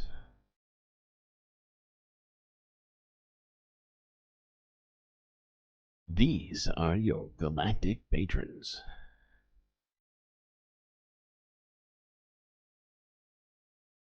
Gabby, Goth Dogs, Aaron W, Mitty, PB, Robot Cat, Morbius Dragon, The Anti-Corporatist, Moanoa, Nadia, Vincent Morales, and Donald James X. That's right. All these people here have made the right decision in life. They've decided to help produce this here Galactic News Podcast. You can do the same. Just a few dollars a month. But go to that link in chat.